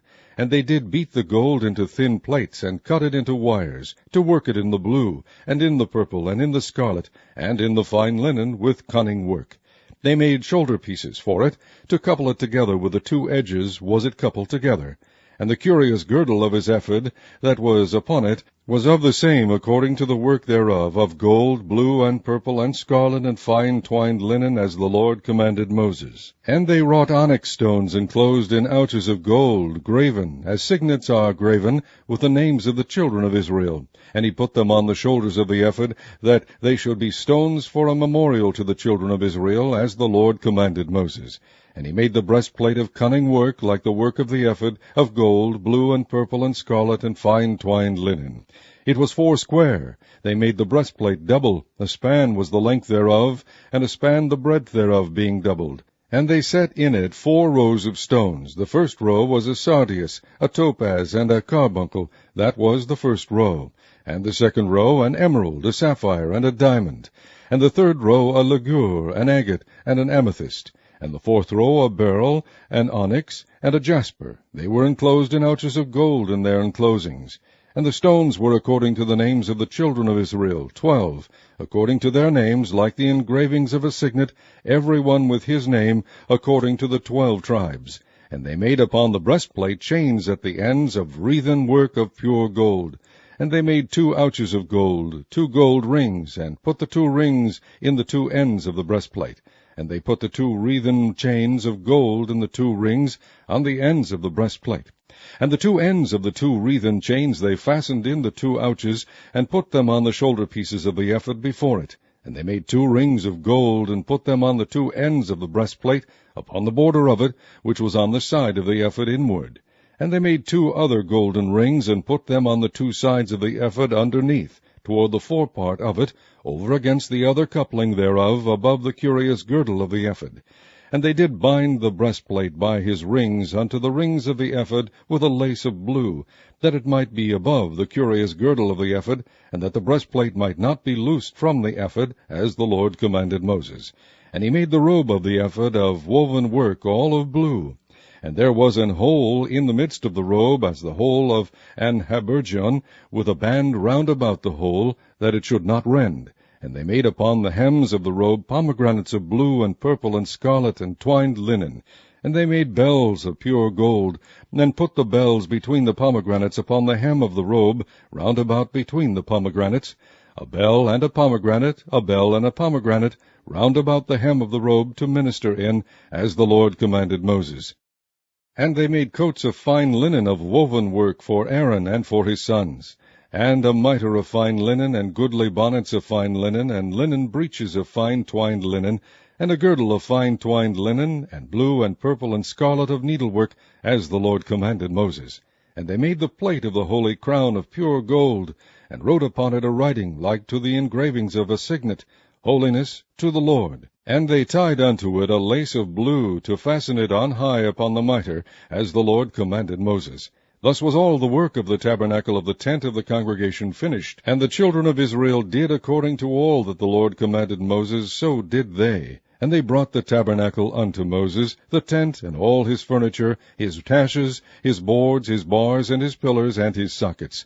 And the covering of ram skins dyed red, and the covering of badger skins, and the veil of the covering, the ark of the testimony, and the staves thereof, and the mercy seat, the table, and all the vessels thereof, and the shewbread, the pure candlestick with the lamps thereof, even with the lamps to be set in order, and all the vessels thereof, and the oil for light, and the golden altar, and the anointing oil, and the sweet incense, and the hanging for the tabernacle door, the brazen altar, and his grate of brass, his staves, and all his vessels, the laver and his foot, the hangings of the court, his pillars and his sockets, and the hanging for the court gate, his cords and his pins, and all the vessels of the service of the tabernacle for the tent of the congregation, the cloths of service to do service in the holy place, and the holy garments for Aaron the priest and his sons' garments to minister in the priest's office. According to all that the Lord commanded Moses, so the children of Israel made all the work. And Moses did look upon all the work, and behold, they had done it as the Lord had commanded, even so had they done it, and Moses blessed them. Chapter 40. And the Lord spake unto Moses, saying, On the 1st day of the 1st month shalt thou set up the tabernacle of the tent of the congregation, and thou shalt put therein the ark of the testimony, and cover the ark with the veil. And thou shalt bring in the table, and set in order the things that are to be set in order upon it. And thou shalt bring in the candlestick, and light the lamps thereof. And thou shalt set the altar of gold for the incense before the ark of the testimony, and put the hanging of the door to the tabernacle. And thou shalt set the altar of the burnt offering before the door of the tabernacle of the tent of the congregation. And thou shalt set the laver between the tent of the congregation and the altar, and shalt put water therein. And thou shalt set up the court round about, and hang up the hanging at the court gate. And thou shalt take the anointing oil, and anoint the tabernacle, and all that is therein, and shalt hallow it, and all the vessels thereof, and it shall be holy. And thou shalt anoint the altar of the burnt offering, and all his vessels, and sanctify the altar, and it shall be an altar most holy. And thou shalt anoint the laver and his foot, and sanctify it. And thou shalt bring Aaron and his sons unto the door of the tabernacle of the congregation, and wash them with water. And thou shalt put upon Aaron the holy garments, and anoint him, and sanctify him, that he may minister unto me in the priest's office.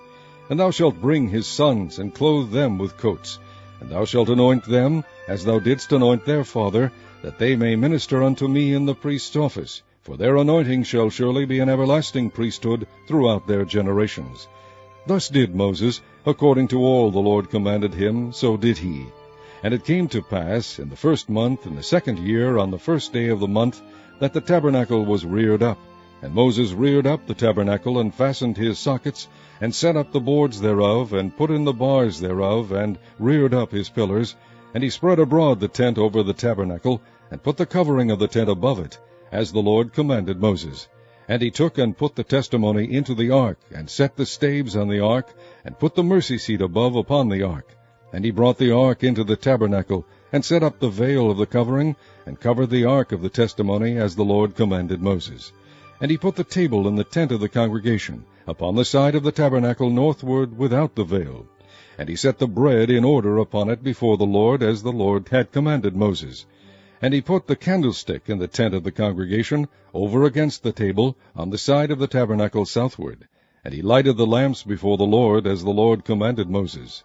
And he put the golden altar in the tent of the congregation before the veil. And he burnt sweet incense thereon, as the Lord commanded Moses. And he set up the hanging at the door of the tabernacle. And he put the altar of burnt offering by the door of the tabernacle of the tent of the congregation, and offered upon it the burnt offering and the meat offering, as the Lord commanded Moses. And he set the laver between the tent of the congregation and the altar, and put water there to wash withal. And Moses and Aaron and his sons washed their hands and their feet thereat, when they went into the tent of the congregation, and when they came near unto the altar, they washed, as the Lord commanded Moses. And he reared up the court round about the tabernacle and the altar, and set up the hanging of the court gate. So Moses finished the work. Then a cloud covered the tent of the congregation, and the glory of the Lord filled the tabernacle. And Moses was not able to enter into the tent of the congregation, because the cloud abode thereon, and the glory of the Lord filled the tabernacle. And when the cloud was taken up from over the tabernacle, the children of Israel went onward in all their journeys. But if the cloud were not taken up, then they journeyed not till the day that it was taken up. For the cloud of the Lord was upon the tabernacle by day, and fire was on it by night, in the sight of all the house of Israel throughout all their journeys.